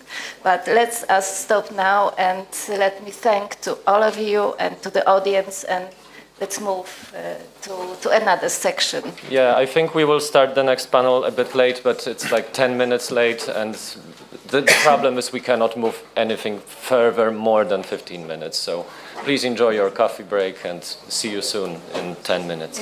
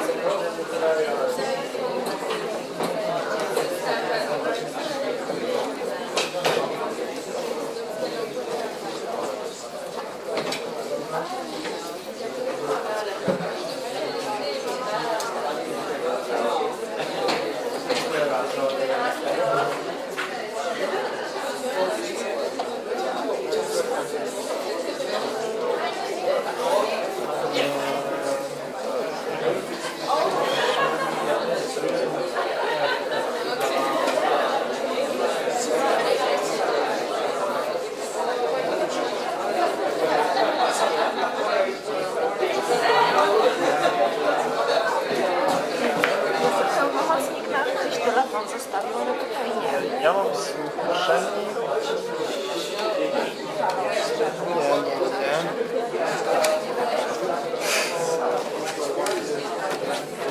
Gdzie jest błąd?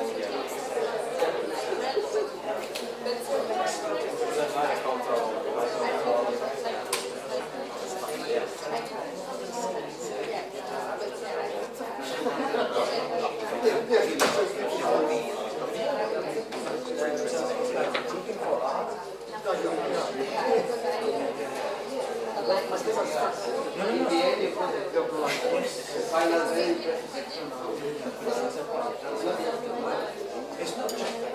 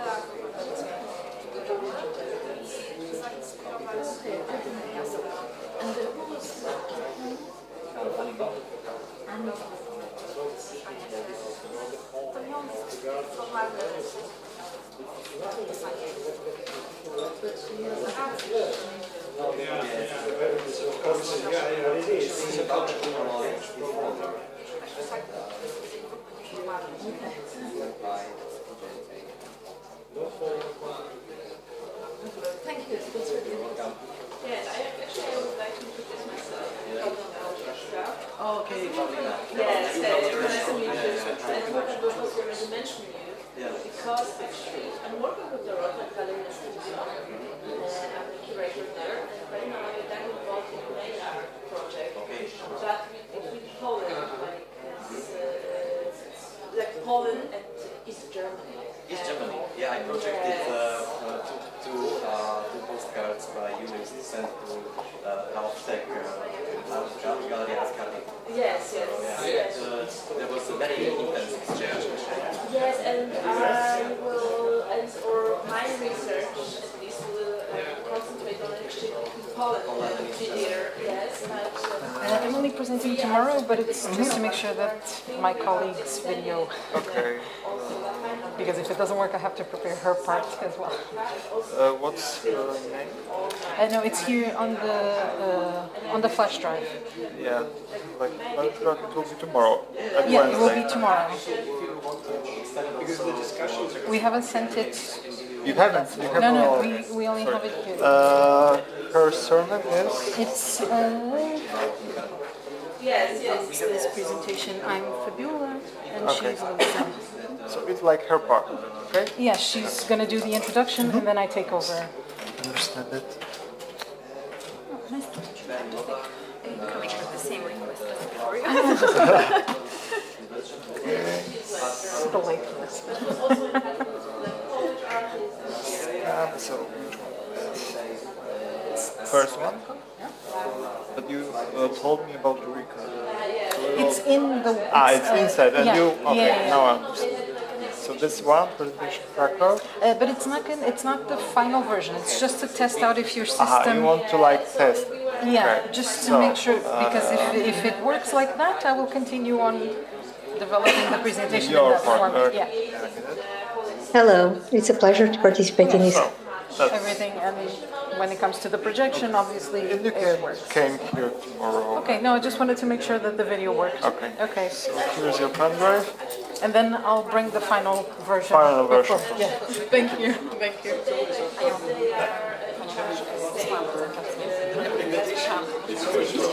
Tak? Skasować tę imprezę.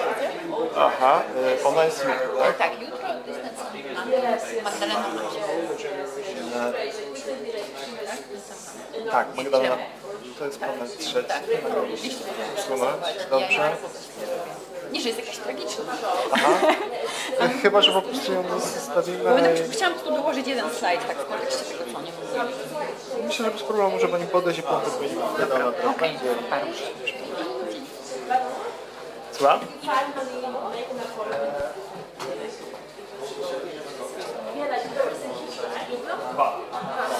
A które mikrofony działają? Przepraszam, Marta Czyż i teraz będę jakby moderowała, chociaż nie mam za dużo czasu w ogóle na powiedzenie czegokolwiek.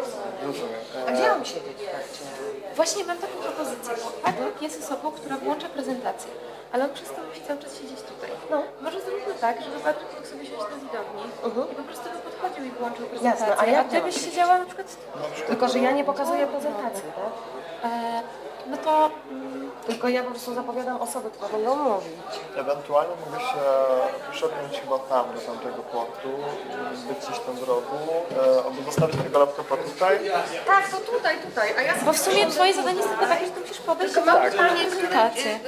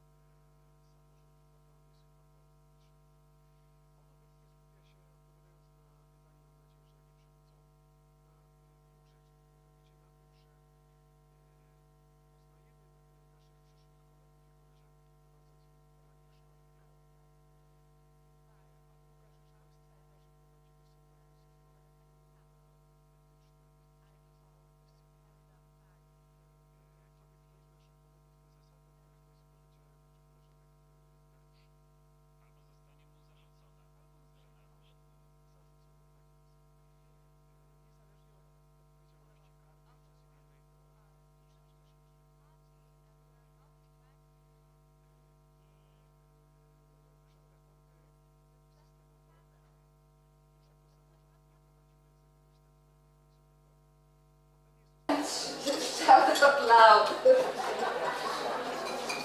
Sorry for that. Zapraszam. Welcome, welcome. Yes, we start the second panel right now.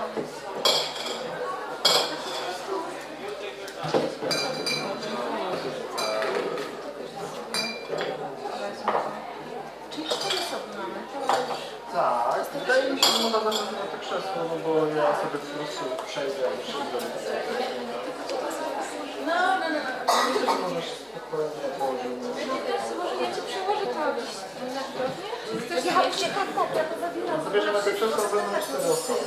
Mogę ci to zrobić ze szarcia. Nie, pochylę.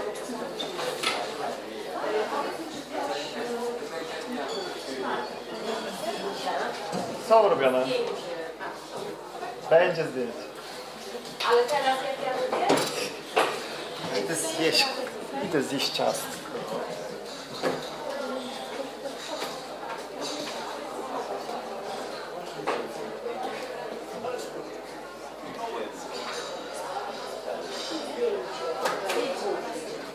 Ja będę mówić 3 minuty.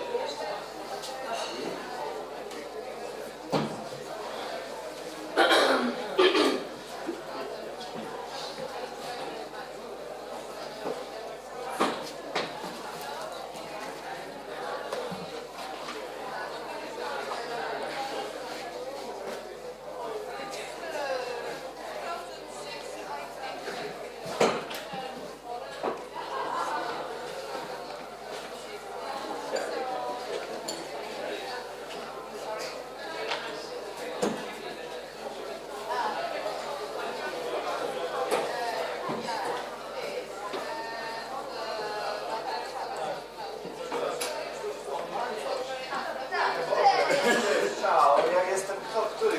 Ty jesteś mój drugi. Drugi. No Mój dobrze. drogi jesteś drugi. Co, stres? O, Dubek.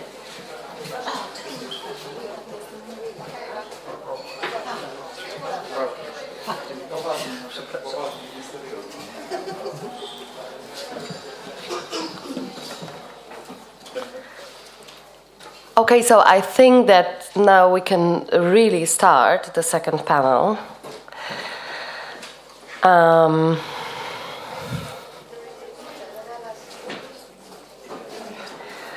There are still people coming, but I think it's the time to close the door and just start the second panel because we are running out of time. It's a pleasure to meet you on the second day of our Congress in Krakow. I have to say that yesterday it was a kind of unofficial opening of our Congress, but I have to admit it was very, very emotional to to see all the members from all over the world and representing so different nations and generations, and I'm really thrilled because it's my first Congress that I'm participating in, but it's also my first year in AICA board. My name is Marta Czysz. Very nice to meet you, and I will be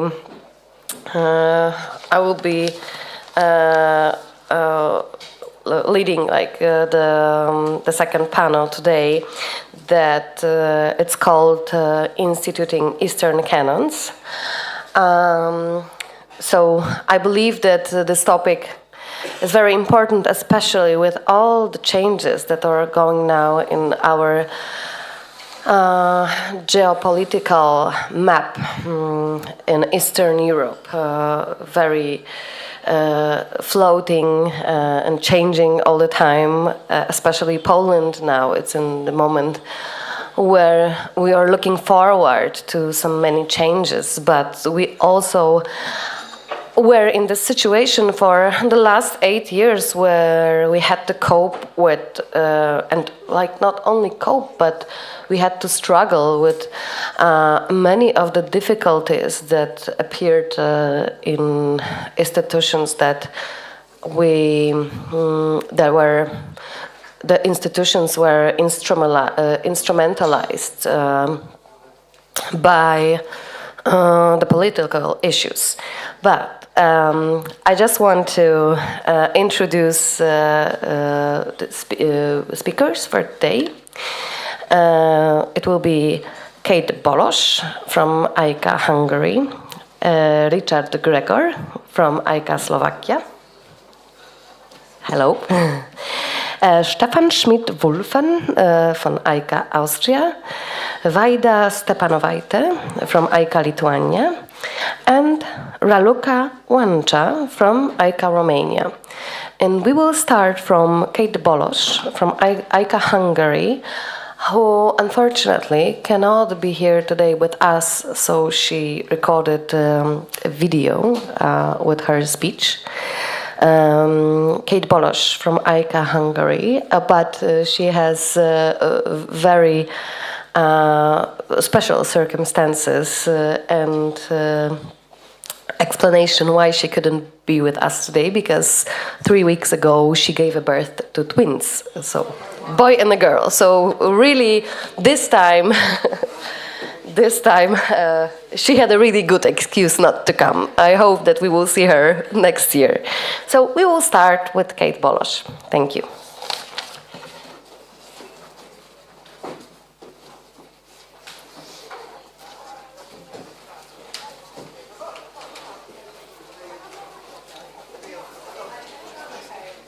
Hello. I am sorry that I cannot be there with you in person, and I am sending this video presentation instead. The title of my presentation is The Making of a Neo-Avant-Garde Canon in Hungary, a Tradition Without Visibility. The series of events that took place in Hungarian art in the 2010s have been undoubtedly labeled as the rediscovery of the neo-avant-garde. Central Europe's unofficial or semi-official second public sphere's direct political and also strategically anti-political references, all born during a totalitarian system, have often been considered when defining neo-avant-garde, and this heroic phase became synonymous with the term Iparterv generation. The term derives from the Iparterv State Architecture Office, which housed 2 exhibitions in 1968 and 1969, facing different forms of censorship. These events can be considered as a starting point and a defining moment for unofficial artistic practices in the Hungarian art scene that encompass the latest Western tendencies like hard edge, photorealism, pop art, assemblage, or conceptual art, or better to say, they served as transfers deeply rooted in local traditions. However, Iparterv does not only stand for these 2 exhibitions or the participating artists, or either the preceding or succeeding events of similar nature, like the Suranon exhibition, merging local versions of surrealism and non-figurative art, but it marks the starting point of an era and encompasses the work of other artists from the same generation. Dora Maurer, who gained vast international recognition in the previous decade, is from the same generation, while Ilona Keserű, another talent discovered by the international art world, even exhibited at Iparterv, the historicization and even the recently observable self-historicization of Hungarian neo-avant-garde thus includes the various forms of unofficial practices throughout the 70s.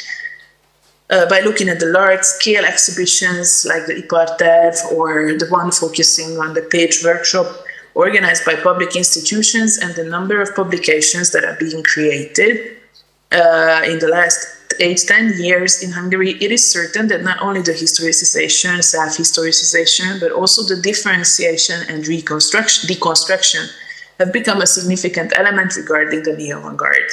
It seems that the consolidation of the neo-avant-garde canon of the 2010s goes together with the provision of an even more nuanced view of the cultural policy of the Kádár system, a long period named after János Kádár, who led the country after the suppression of the 56 revolution all the way to the change.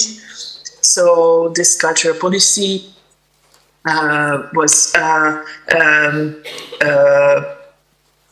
was defined by György Acél, the most influential character in the cultural context, in culture of the time. It is the 3T system the so-called 3T system that infamously divided contemporary Hungarian culture in three categories: the forbidden, tolerated, and supported categories, tűrt, tiltott, támogatott in Hungarian, thus the 3T.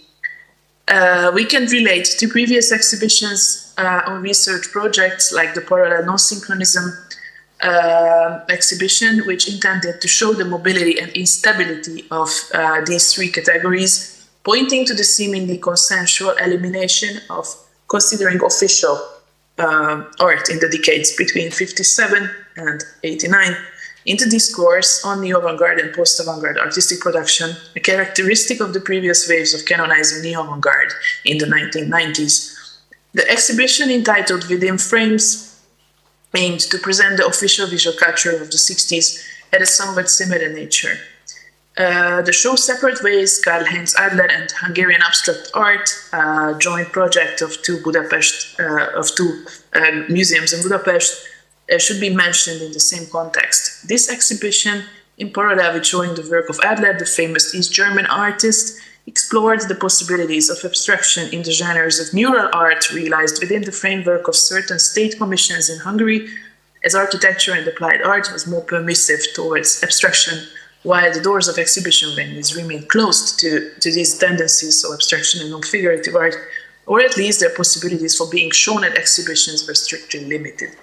The publication of the handbook Art in Hungary 1956-1980, Double Speak and Beyond, published by Thames and Hudson in 2018, goes beyond the accomplishment of a much-needed reference book on Hungarian neo-avant-garde by consolidating the canon, since it raises issues that already practically deconstructed it.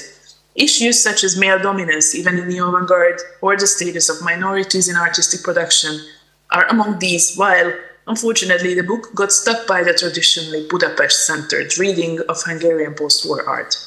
A good and ever ambiguous example for the colonization process of the 2010s is the Bookmarks Project, a series of events exhibitions from 2013 to 2018, presenting a selection of neo-avant-garde artists' works initially put together with works by younger artists, considered to be representative in the rediscovery as well as in international brand-making of neo-avant-garde. Quote starts, the Bookmarks Project is emblematic of the changing institutional terrain of the local art world in which rival galleries and prominent collectors work together towards the strategic goal of increasing the international visibility of Hungarian art, quote ends. The quote is from Maya and Ruben Fuchs, their essay placing Bookmarks, the institutionalization and deinstitutionalization of Hungarian neo-avant-garde and contemporary art, written for Tate Papers in 2016. Bookmarks events were a result of the cooperation of three private galleries, ACB, Kisterem, and Vintage, all of them are from Budapest, after experiencing the lack of references and notions of historical and intergenerational continuity regarding Hungarian art from the international audience, as well as the scarcity of such handbooks or summaries available in foreign languages. Another defining element is the formation of the regional committees of Tate and Centre Pompidou that prompted collectors and galleries to act and react. Through this dynamic, the role of Western canon making and financial strategies can be regarded as a catalyst in the process. After the first show in 2013, Bookmarks was presented at Art Cologne in the collaborations section, accompanied by an Endre Zero demo.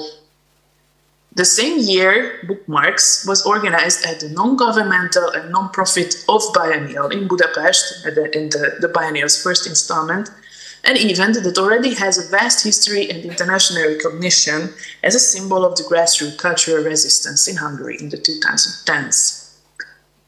To quote the folks again, quote starts, the inclusion of Bookmarks divided critics who either thought it to be the most accomplished exhibition of the Off Biennial or considered it too implicated in the grey zone of state and private partnership, while it was also commented that the presence of private for-profit galleries seemed justifiable if they provided an infrastructure and did not promote their own artists under the banner of the biennial. In the biennial setting, the neo-avant-garde works that were positioned in dialogue with their contemporary correspondences seemingly returned from a wide queue presentation back to the unofficial context in which they originated in the first place, quote ends. It is also typical that the most important events related to bookmarks' intentions took place at for-profit venues, specifically the With the Eyes of the Others at the Elizabeth D Gallery in New York, or the Focus section at Vienna Contemporary, where the group selection was presented. Western recognition, inseparable from the private sector's lobby power, can be traced in the acquisitions, purchased or donated, between 2015 and 2022 by well-established Western and also Central European institutions. Among others, Imre Bach's Katalin Ladix, Endre Tóth, or textile artist Margit Szilvicki's works made it either to Tate, Metropolitan Museum, MoMA San Francisco, Centre Pompidou, or in the regional context, Wrocław Contemporary Art Museum, as well as the Contact Collection in Vienna. Ilona Kesher's wall hanging with tombstone forms that ended up at the Metropolitan Museum was exhibited at the Elizabeth D Gallery directly. Dora Maurer held a long show at Tate, preceded by a show at Whiteview. Katalin Ladik participated at Documenta in Athens in 2017, and her large retrospective exhibition is currently touring Western Europe. However, canonization of neo-avant-garde already had a long history before 2010. Just to name some aspects, Art Pool's activities and collection in regards to presenting neo-avant-garde practices needs to be mentioned, and it's indispensable in the decades since Art Pool's foundation in '79. However, I must mention a few exhibitions organized at public institutions that were accompanied by publications and claimed to provide summaries of art's historical results. Such a project was the Old and the New Avant-Garde exhibition in '87 at the King Stevens Museum in Székesfehérvár that presented references for research by compiling bibliography and chronology. The exhibition, The First Generation of Hungarian Avant-Garde, could be mentioned from '98, which was organized at the Szombathely Kunsthalle, as well as we can also mention the '60s exhibition at the National Gallery, which probably came too early with too large of an endeavor right after the regime change in '91. Making mention of the exhibitions organized at public institutions presenting private collections, like the collection of Iván Dévényi, Ernő Kolozsvári, István Rácz to a certain extent, is also important, as these few shows, like Gábor Ébli, art historian, has often written about it, confirmed that different generations of avant-garde are being present in such collections. It is an aspect that became central in the discourse of the rediscovery of neo-avant-garde since the constantly interrupted continuity in art in Hungary, in which the connecting elements are often lay in the depths and is a recurring element in the discussions. The Wunderkammer-like collection of Ákos Vörösvári, resulting in the foundation of a private museum in 1990, was first presented at a public institution, the Budapest Gallery, in '84, that was part of a series of exhibitions that eventually lived only 2 editions after presenting the Vasilescu collection as the first one. It is quite interesting that private collections could appear in the 80s at state-run venues. It is quite interesting in a totalitarian system. The first private gallery, Austrian Hans Knoll's gallery, was opened in Budapest in '89 with the intention to represent Central European art, and it was quickly followed by Várfok Gallery. Both galleries are still existing. Knoll Gallery's role in art discourse should be emphasized because by recognizing the lack of references in the international art world regarding Hungarian art, they took on the endeavor to produce a handbook, the second public sphere, a publication that discusses 20th century Hungarian art. It was published by the gallery in German in 1999 and in Hungarian in 2002. The book definitely echoes the canonization process of avant-garde tendencies in the late 90s, both in terms of selection and in the way avant-garde is disconnected from the official art. Another gap-filling attempt was the production of a handbook, The History of Hungarian Art in the 20th Century. It was co-written by 4 accomplished art historians, and it was published in English in 1999. Immediately facing criticism regarding the territorial notion, namely what is the difference between Hungarian art and art produced in Hungary, expressed in the title. An important and often overlooked initiative that aimed to provide an outlook on 2 generations of post-war so-called progressive art came from private sources, but most importantly, it was a result of an international cooperation. The prominent Navara Galleries publishing department produced a large volume, The Studios of Budapest, in 4 languages, edited by art critic István Hajdú as early as 1990. The book provided a glimpse to the studios of 16 Hungarian artists and was to be followed by other volumes that eventually never happened. The refusal and criticism that the volume faced points out that such projects were considered intrusion in the making of the new canon after the regime change, especially based on the selection of the participating artists, a criticism that the Bookmarks project had to face with very often decades later as well. However, the documentative aspect of historicization already manifested itself in the proceedings of the second half of already the 80s, when Soros Foundation initiated the Documentation Center. It involved art historians to collect and archive certain pre-selected artists' works from the 20th century, compile biographies and bibliographies, the major part of them on artists now considered neo-avant-garde. Ludwig Museum's foundation is a crucial event in '89, after establishing the Ludwig Foundation in Hungary in '87, as well as the collecting policy of the National Gallery's Contemporary Division. After the change, the series of compensation exhibitions started, mainly dedicated to iparterv artists to make up for them for the previous decades,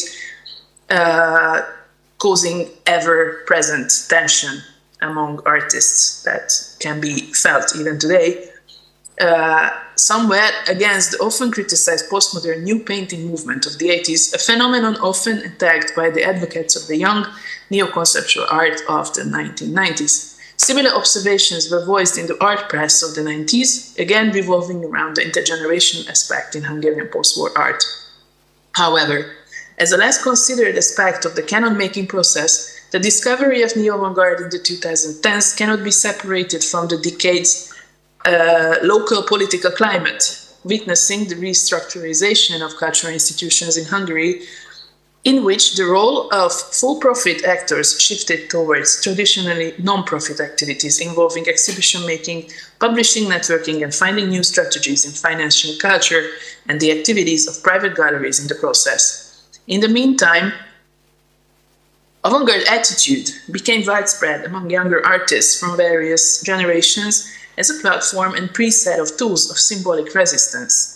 So we can assume that the canonization of neo-avant-garde as an intergenerational phenomenon had not been so effective in the previous decade without the current political climate, without the actual political climate of the 2010s. This phenomenon is becoming less and less visible in the 2020s. Like the younger generation lost its interest in avant-garde attitude, but the resuming of neo-avant-garde discoveries and even their trivialization is more and more present, raising the question whether the parallel of politics and anti-politics in the 70s and the 2010s can be any effective outside the self-referring nature of the art world. Thank you for your attention.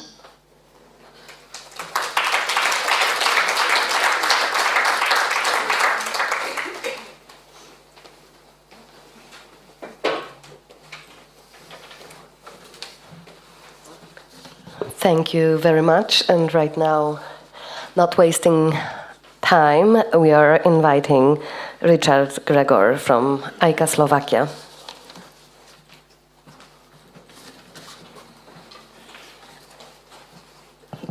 Thank you very much.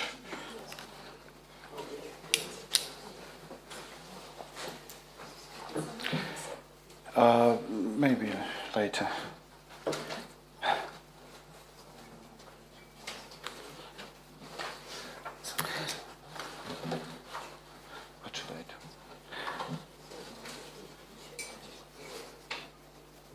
So this is how I see the Central Europe.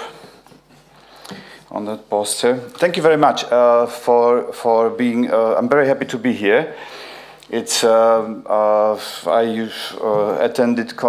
attending congresses since 2012, and especially this is the 10th anniversary of our congress in Košice. So I'm very proud to be part of this community. And not wasting time, I would like maybe to repeat some of schemes and things we are using in writing and publishing things about Central Europe. So we are now in the middle of the fourth decade since 1989. So I would like to ask some summarizing questions: how much we have succeeded in strive to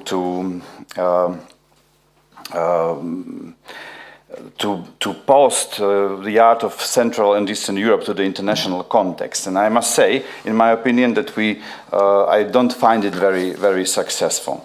The art of the Eastern Europe is now represented in the world mainly by the interesting and important solitary personalities, and I see it in three modes. Where I go? To the right or this? Oh, okay.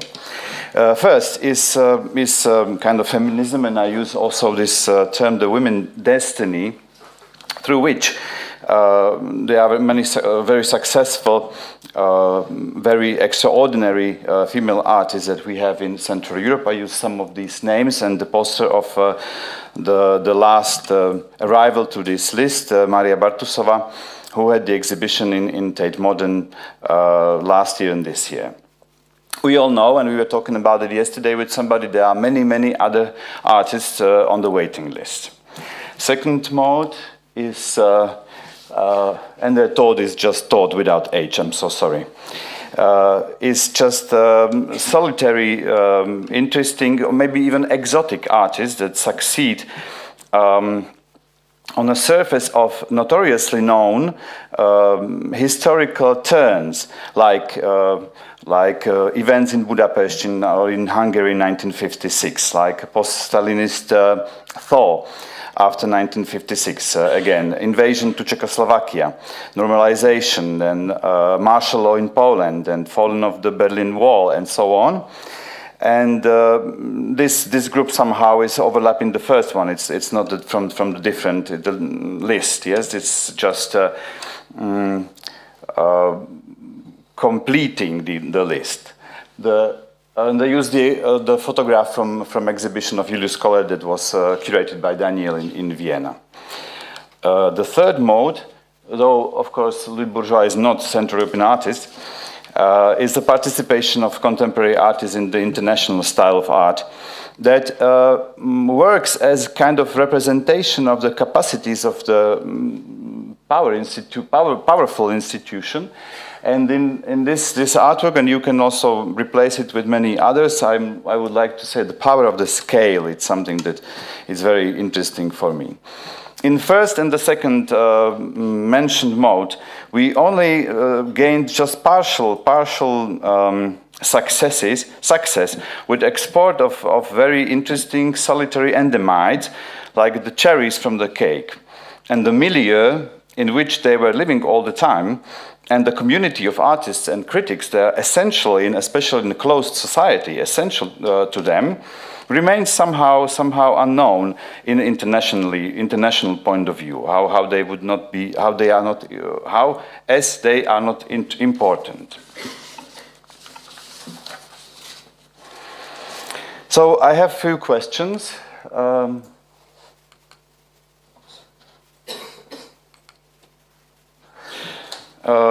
Which I find pertinent. So the question is, if we just have to wait until the time will come for our peripheral art history in global terms. That time may come when all the narratives will be exhausted in the world, in the West. I had a nice discussion with a curator from Paul Valéry Musée in southern France, in Sète. There is the Impressionistic school of Sète Montpellier in 1920s, and she told me now they are becoming to be important and interesting in the French art context because simply it's good to have new themes to write about. Then also is a question, what we gain with contextualization of the cherries from the cake, what we gain from it. Because, of course, it is a big propagation of the country, of the art of particular country. But let's see that this art is always part of repressive past of particular country, and repressive past that we somehow would like to get rid of. And overlap to contemporary artists, of course, we see it only inside our art scene. And overlap to the nowadays is maybe very, very, very small, very, very limited. And of course, with Maria Bartusova, it is a good example that success of the artist in the global environment means that we can't buy him anymore in our country. So if we haven't bought all of these artworks before, we will never be able to represent the art history of our country unless we will invest a lot of money in it. Another question is how, where we go from the theoretical point of view. Up to now, of course, the most interesting, my presentation works very funnily. Okay. Piotr Piotrowski told us to unite all of the peripheries, which is the main theoretical frame we have, and we, of course, are followers of it, and we try to work on it. This is the result I found in the street I live in Bratislava, so I just use it as an illustration. Piotrowski has many followers, researching relationships as we saw and which we heard today, very interesting and exciting between East Europe and South America, Latin America, and I hoped Katarzyna Cytlak would be here, so I used her example, where she is contextualizing work of Gyula Kosice in Argentina and VAL, the group in Slovakia, with including Alex Mlinarczyk, and she put it together with a theory of architecture, of prospective architecture by Michel Ragon. And the question is if we defining more and more kind of interperipheral examples, if we are not making this Western definition of periphery making stronger, isn't it so that the connection periphery we isolate ourselves even more, but only in the bigger group of combinations? So isn't it just we are kind of emphasizing the dominance of Western canons? There's a question. And yes, the result is for example, the polemics. If this good idea to constitute the Central and Eastern European art history, and also the question if it is possible. The proof may be the controversy of this book,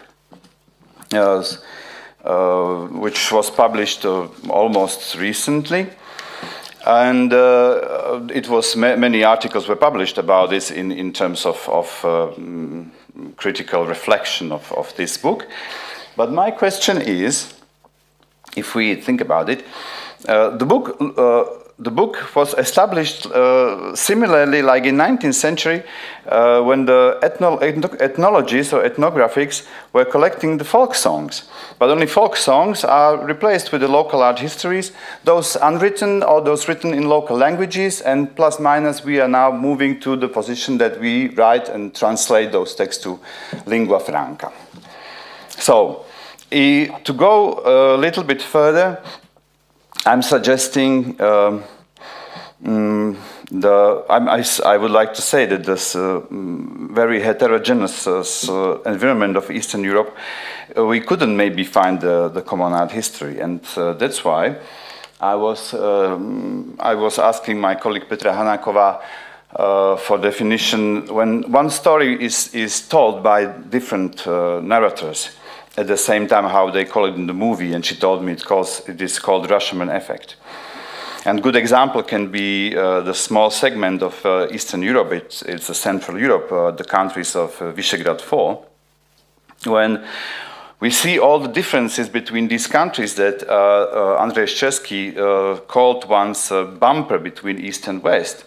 But there is completely different histories, contraposition within national uprisings in 19th century, different position in the monarchies, different views on Christianity, and so on, different time of liberal, more or less liberal socialisms. And even now, if it's good in one country, the politics is definitely bad in the other country. So while talking to my friends, I used the metaphor yesterday that Central Europe, Andrzej said it's a bumper, and I say it's like when you try to cook the huge big turkey in a very small oven. So the surface is burned and inside it's raw, so it's never accurate, never completely functioning. So it is maybe so that Stalin's socialism united or unified the place of the area of Central Europe, divided it from the West, but then only make the individual connections with the West stronger, and that's why it is difficult to find out the common art history. And the thing is that we know how it was. Different books were important during socialism in different countries. That's one of the proof. This is, of course, my presentation today is a part of the larger text, so I'm just making the shortcut. So if you will ask me, then it will be better if you don't understand. And so this is a poster that was published in Czech Republic when probably when the premiere of the presentation of this Rashomon movie was. It's from 1950 by Akira Kurosawa, and it says Japanese film director Akira Kurosawa for truth.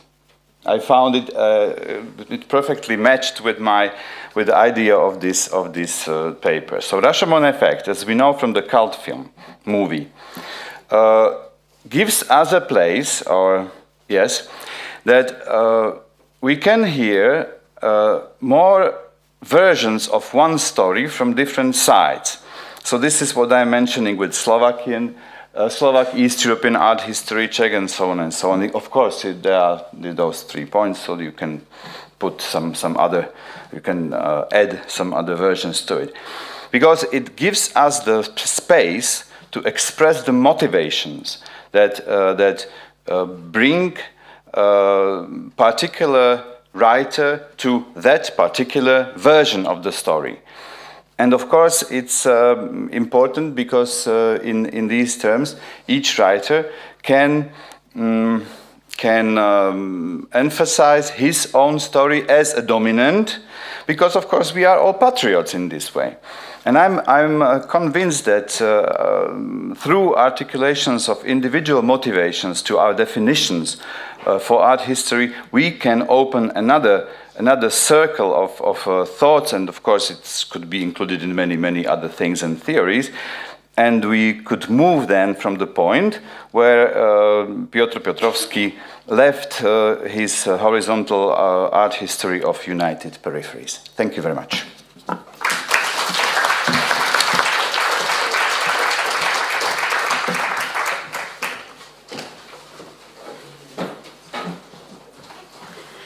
And now, thank you very much, Richard.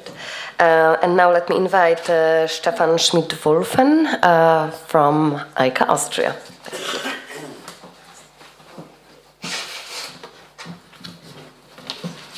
So thank you very much for having me.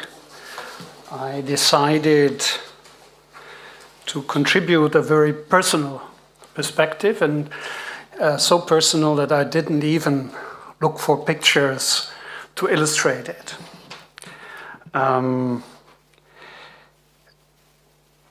For many years of my professional life, and you may understand that I belong to an older generation which talked last night, three times 10 years AICA, for this long professional life.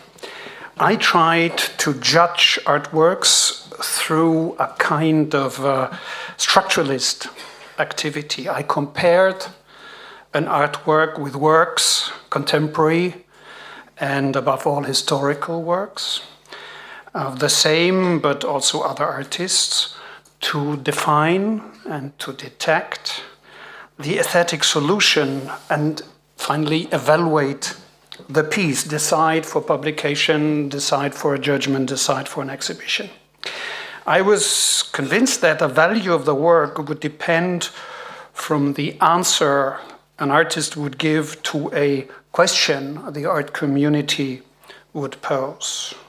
So, for instance, Tadeusz Kantor would be dear to me because he infused sculpture with a sense of theatricality in a very interesting and surprising way. I loved Cindy Sherman's work because she not only appropriated part of a public discourse, but also connected a proposal of feminist identity construction with it. I worked with Pavel Althammer because he shared authorship, it seemed to me, in a very militant way, bringing his whole neighborhood into the exhibition space. Judging a work meant to elaborate a kind of mental map so that the present experience in front of the work would be related to what had already happened. The quality of a work would result from its significant step forward. Today, I cannot line up any artwork into any map. I do not see the lines of development surrounding and supporting a contemporary work. Instead, I'm reminded of many other works before, replicas. It seems to be has become a world of artistic replicas, but nobody seems to care. Apparently, my art critical tools are more or less out of function in these times. Or, to say this in another way, historical development, achievement, isn't a criteria of evaluation any longer. My map making, I hope, is not the quirk of an old art critic or curator. My experience does not necessarily testify a personal failure. I take it as a symptom of a major change in the art institution. Mine was a practice of someone participating in that very institution, a regular behavior, dependent on the infrastructure of that art institution, and therefore shared by every expert getting to evaluate critics, curators, collectors. Broken infrastructure is loquacious, says Marina Wischmidt in her programmatic essay, which it seems to me established the discourse of infrastructure. My experience as a critic is apparently the experience of an infrastructure breaking. But what is the infrastructure here at stake? Wischmidt also talks about the material guarantee that is given through the term infrastructure, originally established by an architect. She, however, admits that infrastructure is closely related to Foucault's episteme.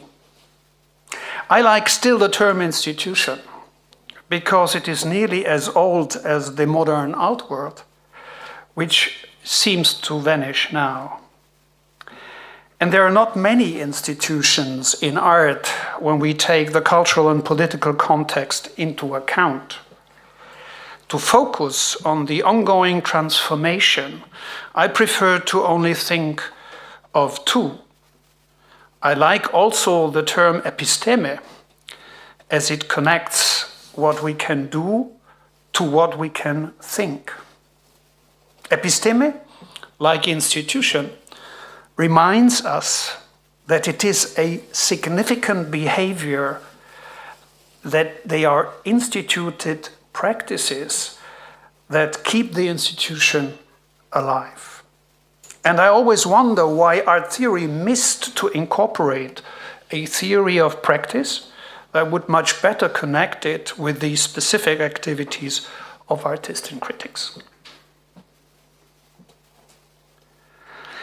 The critical practice, my critical practice, refers to the artwork as a residue of another practice, that of the artist who through it addresses an audience. I think this is the basic institutional structure. The development of my mental map, which positions the artwork at a crossroad between personal and the development of an artistic community, identifies the artist as inhabiting an individual visual language that is in a significant relation to other languages around him or her. The successful artist seems to be at the forefront of a development, adding one achievement after the other, building a specific artistic identity. This role of the autonomous author gradually lost its legitimation since the mid of the last century. Think of artists who wanted to be like a machine, Warhol. Think of artists who relied on the cooperation with the viewer, Kepro, or even who wanted to swap roles, artist-audience, like Aconchi. Already in the 60s, the French philosopher Roland Barthes observed a movement from work to text. Indeed, artists redefined the work. They observed its incompleteness, openness, and therefore connected it into the context of other works. Practice became more important as the singular manifestation, the singular work. Imagine a Friday afternoon. All office workers want to get home as quick as possible and jump into their cars. The overall social result of these activities is just the contrary to what the individual imagined. They end up in a traffic jam that delays their arrival, and they reach home even later than during the rest of the week. This is, says the linguist Rudi Keller, a model of how culture works. Replace the office worker by the artist, and it becomes apparent that his personal intention is not really relevant for the cultural outcome. Artistic sensitivity is not bound to the individual. It has to anticipate the traffic jam. Artistic production is no longer an expression of individual genius. It is an index of a collective cultural transformation. His or her work does not so much belong into a discourse of a art critical self-reflection, but refers to a specific cultural moment. Instead of the prominent hand of a Picasso or Pollock, we become attentive to the invisible hand of a cultural production, so that the artist promotes an end which was not part of his intention. The social speaks. That would be my institutional change. This is why formal considerations lost relevance. The cleaning work is over, said Bruno Latour. The self-reflection through art by artists is over. And he's right. Nobody is interested any longer in the how and why, but in a critical examination of our societies. The artist, in sensitivity and practice, is also a symptom of culture, not only its reflective critic. He or she represents the collective in practice. Who is the author of an artwork today? And what does it mean for the practice of the critic? The author today is but a moderator who receives a message and transforms it. The artistic author has got public discourse as important rival. We experience public discourse as the dominant cultural form in which we have to participate. Topics, motives, forms are circulating, and as artists, critics, viewers, we participate in this public circulation. The roles are not any longer exclusive. Artists turn into viewers, viewers turn into producers, critics are viewers and producers. When the artist becomes just a member of a community of practice, whose segmentation of the visible he or she is able to exemplify, then the critic meets the same fate. He or she is not any longer an expert whose judgment supposes consent. As part of the community of practice, sharing the significant practices, he or she cannot but contribute to the culture produced. This panel asks, are there any Eastern canons to be instituted? It is not very useful to try and define a canon which should describe a territory without taking into account different communities of practice. I would be interested to discuss with Richard Gregor if the concept of community of practice would allow to make these differences which you claim are missing. These communities might not be defined by national borders or even bigger unities like the East.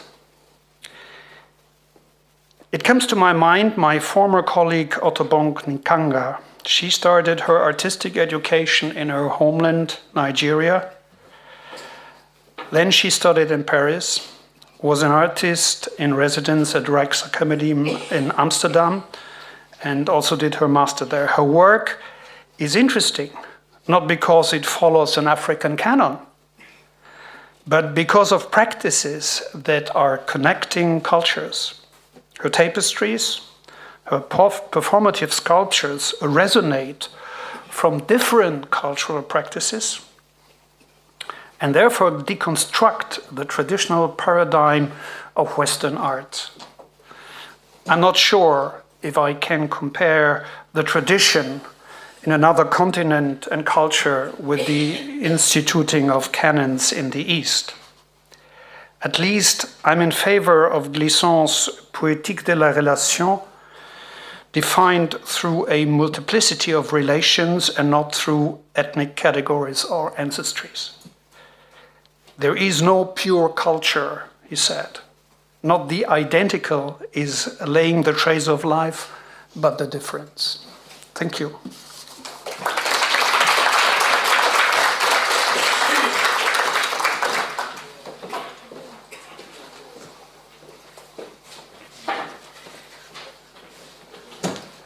So now let me introduce and invite Vaida Stepanovaite from AICA Lithuania.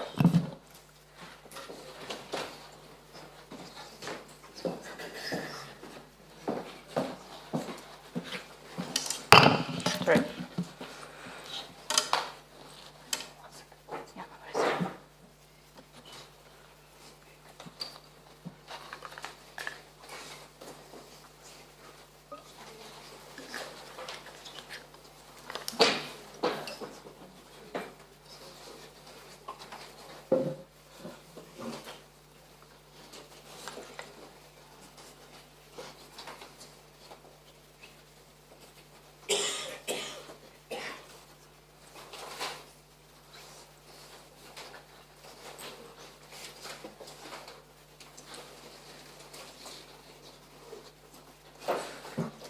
Great.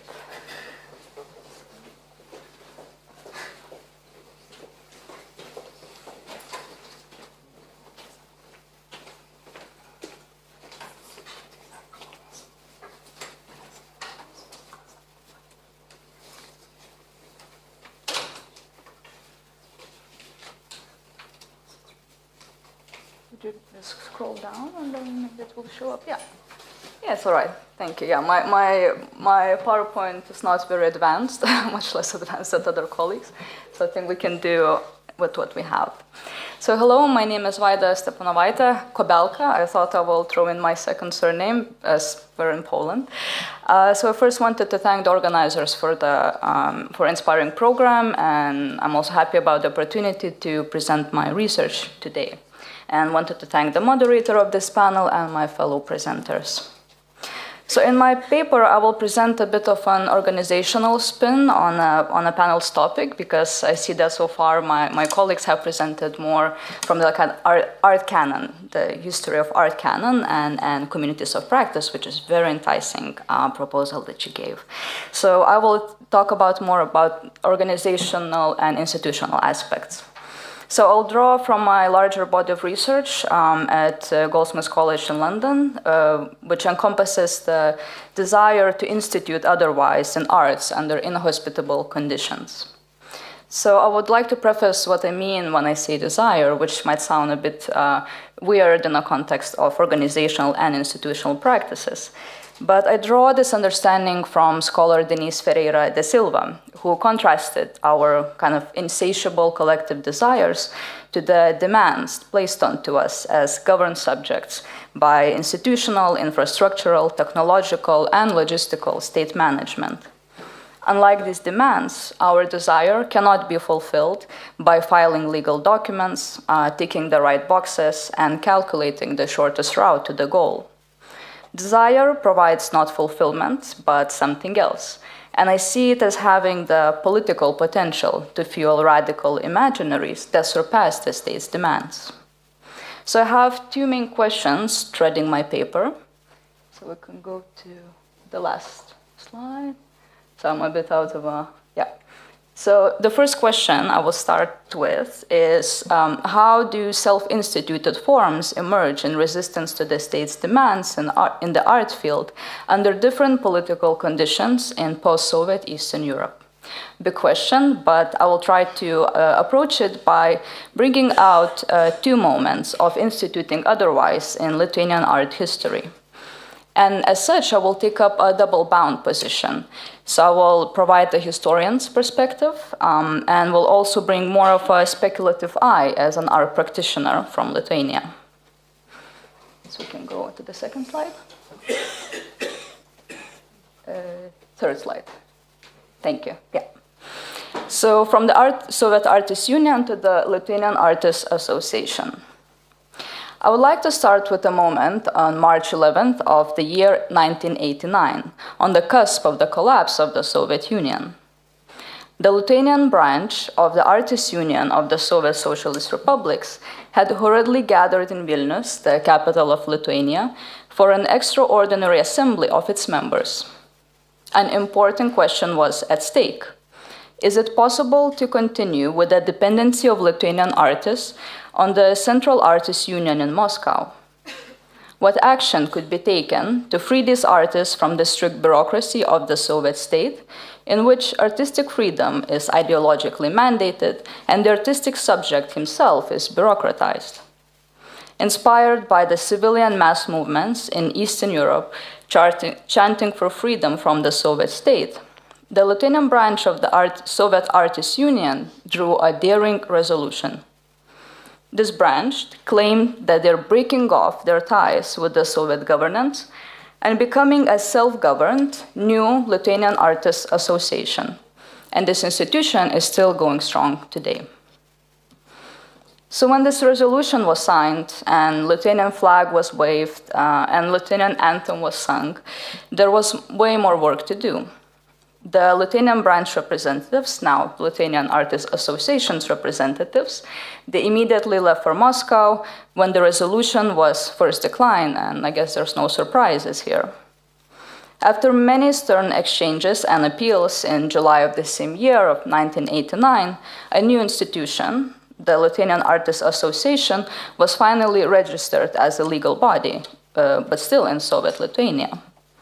However, the Soviet state officially recognized the new entity only a year after this initial declaration, so in 1990. So kind of threw in this kind of lineage of facts, just to show that what is striking to me, that all this administrative and legal effort was exerted by Lithuanian artists while Lithuania was still under the occupation of the Soviet Union. So the artists decided to establish their independent entity of governance 1 year before Lithuania was able to pen its own Declaration of Independence. And actually these dates are exactly 1 year, because Lithuanian Artists Association made their declaration on March 11, 1989, and Lithuania declared their independence on March 11th of 1990. And these Lithuanian artists, carried by political desire, they not only instituted a shared independent infrastructure, but also constituted a new collective subject, an independent and self-governed artist who became synonymous with the incoming democratic times. We'll go to the next slide.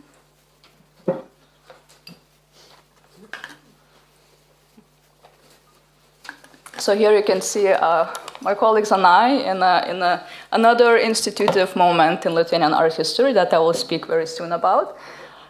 So the Art Workers' Trade Union in Lithuania. And before I go towards opening up this moment, I would like to briefly outline the shifts that public institutions incurred between Soviet and democratic governance in the last 33 years in Eastern Europe, just to set the stage on which we're basing our emergence of our institution. So in 1990, the newly independent nations claimed their institutions of governance for the sake and hope of freedom. As scholar Stefano Harni would say, this democratic freedom came with tenets of neoliberal governance, such as access, speed, efficiency, management of excess, and loss. These tenets battled the remnants of centralized Soviet bureaucracy, defined by corruption, shadow economy of goods and labor, and immobility. Neoliberalism also brought volatility into play that emboldened other aspects of these aforementioned tenets. Access came to promote surveillance of governed subjects. Efficiency started maximizing the quantifiable value of objects and subjects, and to prevent excess and loss, it needed to contain the subject's desires. So public institutions of art also started adopting these trajectories, together with artists and other participants in the art field. And that independent, self-governed artist that emerged in the 90s became an individuated, self-sufficient, entrepreneurial subject. So of course, there's way more to these institutional developments of the last 33 years, but I wanted specifically to draw out the conditions that made happen this kind of precarious situation that the individual creators are living in now, in which they depend both on the state and the free market, but yet they still lack the adequate social security. And such a situation became even ever more present during the pandemic, when individual creators saw their income drying out and seeing that they have very little financial security to fall back onto. And these were exactly the conditions that the art workers' trade union in Lithuania started organizing around in 2021. So it took us 2 more years, but the issues of precarity did not go away and rather proliferated in other ways. So finally established in 23, Art Workers' Trade Union aims to better the material conditions of art laborers working in visual arts. We seek to better the national cultural policies, as well as the legal environment for cultural labor. We also carry a political desire, and referencing Marina Wishmet, it goes beyond ensuring better contracts. We address the precarity of cultural labor by addressing the unspoken social hierarchies in the art field, in which individuated artist takes the central stage. In 1989, the Lithuanian Artists Association participated in ushering in a new collective subject for the new democratic era, an individual self-governed artist, negating the figure of ideologically collectivized artists of the Soviet times. In 23, the Art Workers' Trade Union takes it upon itself to establish an art worker as a new collective subject of the present times. And we see art workers as not only artists, but also technicians, translators, invigilators, curators, cleaners, designers, and everyone else with any type and fraction of labor in the visual arts field, both working in private and public sectors. And we want to bring the figure of an art worker into the discourse of post-Soviet Baltics and gather those who did not know they could belong together and claim rights as such. So I wanted to set this historical arc between these two moments of institutional and subject emergence, not to compare them. It would be very difficult, if not impossible to do, because both of these moments responded to very different conditions. By putting them together, I wanted to provide some points of entry towards understanding the institutional field of art in post-Soviet Eastern Europe. And there's another point that I would like to draw from kind of putting together these moments. Can I go one more? Yeah. Thank you. In my research and practice, I have noticed that for this field, it is of visual art in post-Soviet Eastern Europe, it's very difficult to get away from the cultural memory of the Soviet Union. The unsavory past keep intruding into the imagination of institutions that were reclaimed in Soviet times long time ago, from the Soviet times long time ago, but also they keep intruding into the new institutional forms. So therefore, it urges me to ask, how do Soviet history and cultural memory affect the institutional imaginaries in the field of visual art in post-Soviet Eastern Europe? Again, large question. But I raise it because I've seen firsthand how the Lithuanian Artists Association, an institution with such radical beginnings, has been perceived as embodying the inheritances of its Soviet history, when it was the Lithuanian branch of the Soviet Artists Union. While the institution is going strong today with over 2,000 members, and many artists of every age are applying every year to become members, the image of this association is often read in remembrance to its Soviet version. So I have to acknowledge here that Lithuanian Artists Association's history is quite convoluted. It takes up pre-Soviet, Soviet, and post-Soviet temporalities, if you may. Technically, today's association extends the work of an institution that was established in 1935 during the interwar period when Lithuania was building its short-lived democracy in between the end of the First World War and the consequent Soviet occupation. So Lithuanian Artists Association of that time lasted only 10 years until the Soviets came and usurped that institution into the Soviet Artists Union. And when Lithuanian branch claimed independence in 1989, they stated they were returning to their last known independent version. So the institution was adamant to restore historical truth and erase its Soviet period as such. At least this is what the witnesses of that event were saying. And yet, the Lithuanian Artists Association still battles its imagery akin to its Soviet history. And I have a suspicion that it might be so of this practical aspect. When Lithuanian branch declared independence, it did not rescind the infrastructure accumulated over the Soviet times. To this day, association operates many galleries and administrative offices across Lithuania with favorable rental agreements and many active from Soviet times. Also, the internal organizational structure stayed the same. So the members' assembly is the main administrative organ, decisions are made by the board, and most importantly, association is split into branches based on geographical region in Lithuania, but also artistic disciplines. So you have branches for painters, for sculptors, people working with ceramics, textile, and all of that. So I could see here how the image of the institution is being read still through its inherited infrastructure. And the recent art workers' trade union have also been read through the lens of the Soviet history.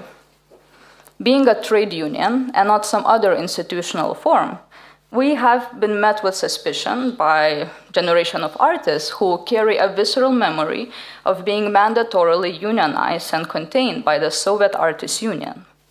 So of course there is a phonetic similarity between Soviet Artists Union and Art Workers Trade Union. They are both unions, but the conditions, desires, and infrastructures are completely different. One is self-initiated, other was mandated by the violent state.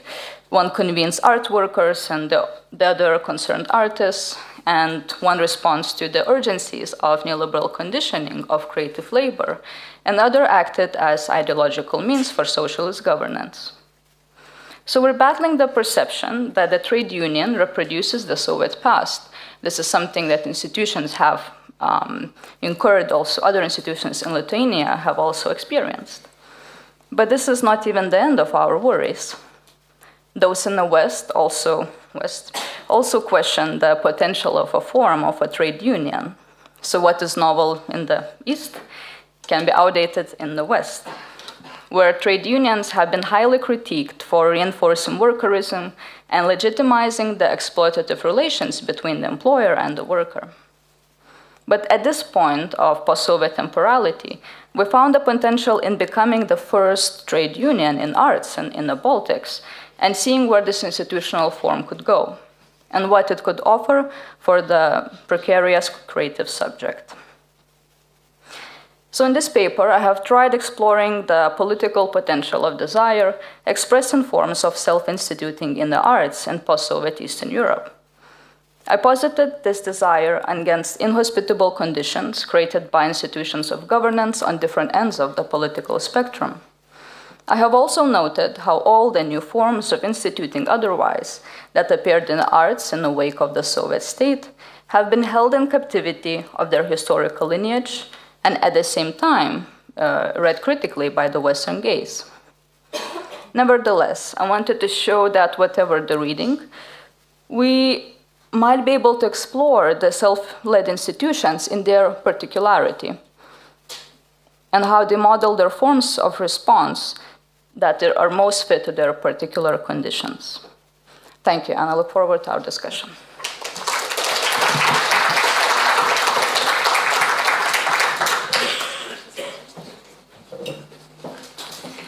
Thank you very much, Vaida. We have slightly changed our plans because we are running out of time, and we're supposed to have right now a speech of Raluca Wancea from AICA Romania, but don't worry, it's postponed for tomorrow, so you will be for sure able to listen to her. So I wanted to thank once again Kate Bolosz, Richard Gregor, Stefan Schmidt-Wulfen and Vaida Stepanowajte for these great speeches. And we are really running out of time, but still I can't resist to just give you the voice for like maybe 2 questions for our panelists. So if you have some, then feel free to ask right now. Is there anyone who would like to ask a question?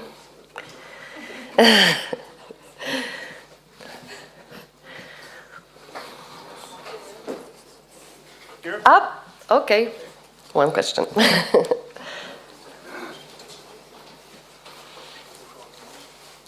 Thanks so much for those wonderful talks. I found them super interesting, and just reflecting over what was said today, I think that for me, as someone who's coming from a very established institutional atmosphere, what we're talking about mostly is the process of institutionalization and self-instituting, and then when does that become an institution itself that needs to be reacted against. So I found that a very interesting thread throughout all the talks. And Vaida's talk I found super interesting. I was wondering, just in terms of like a terminology, what exactly an institutional imaginary consists of, and is that a collective experience, a collective imagination of an institution, considering how many different versions of institutions that we've heard about today? I'd be curious to hear more about what an institutional imaginary is in that context that she's speaking of. Vaida. Sorry.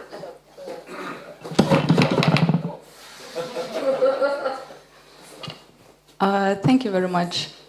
I'm thinking about some crisp definition I could give, but I don't think I'll be able to. I think,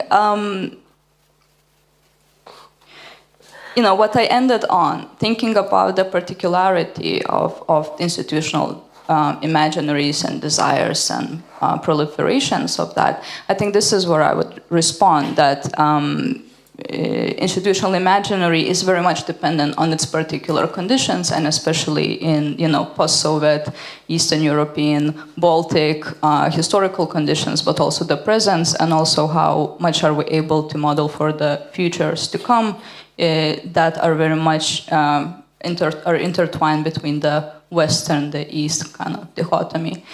I mean, I'm always battling, I'm always really critical of institutions, but also I'm very much involved in establishing and running not one of them.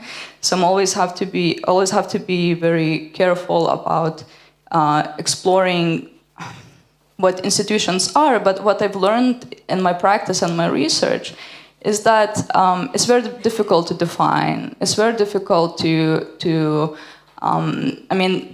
it always responds to what it needs the most towards the particular moment. It always responds to the kind of collective desire to institute. So that's why, I'm being quite abstract, but this is just where I wanted to take these imaginaries, because it's just, the crisp definition is just not coming, but it does very much depend on that political potential of desire that I'm kind of interested in.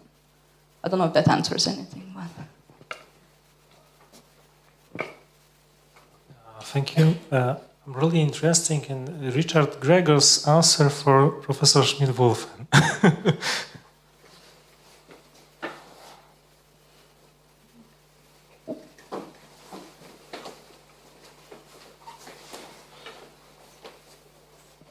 Forget you will have a lunch then. It's very complex. I don't really know. May I say something to this question that was now also about the institutions, that more and more I work in institutions.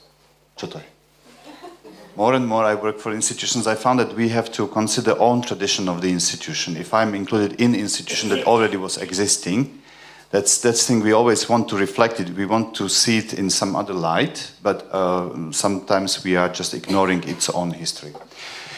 And okay, the answer is I have a private theory for this, which I don't know how to call, but it's called the flow of the images. It's slightly Warburgian, maybe. The dialogue between images in closed society, because it must be I would say defined in which time the question was trying to find out. Yes, in which time was he asking? Where are you? I don't know. Yeah.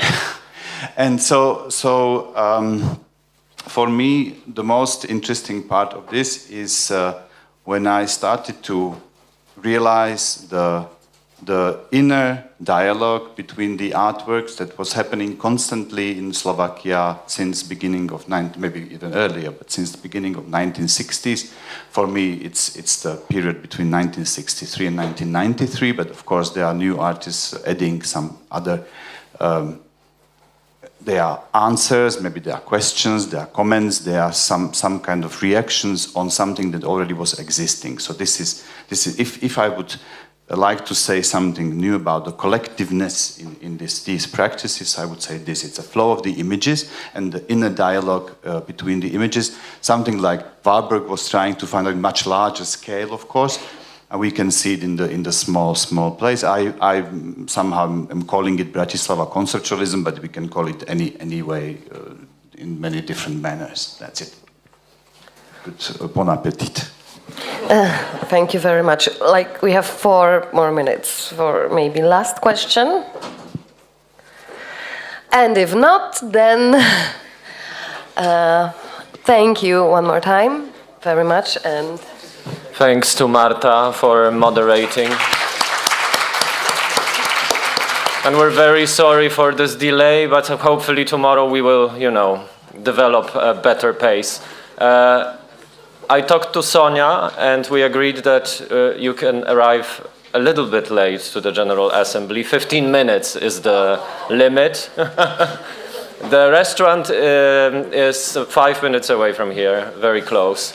And all the registered guests who are taking part in the lunch, please remember about your lunch tickets.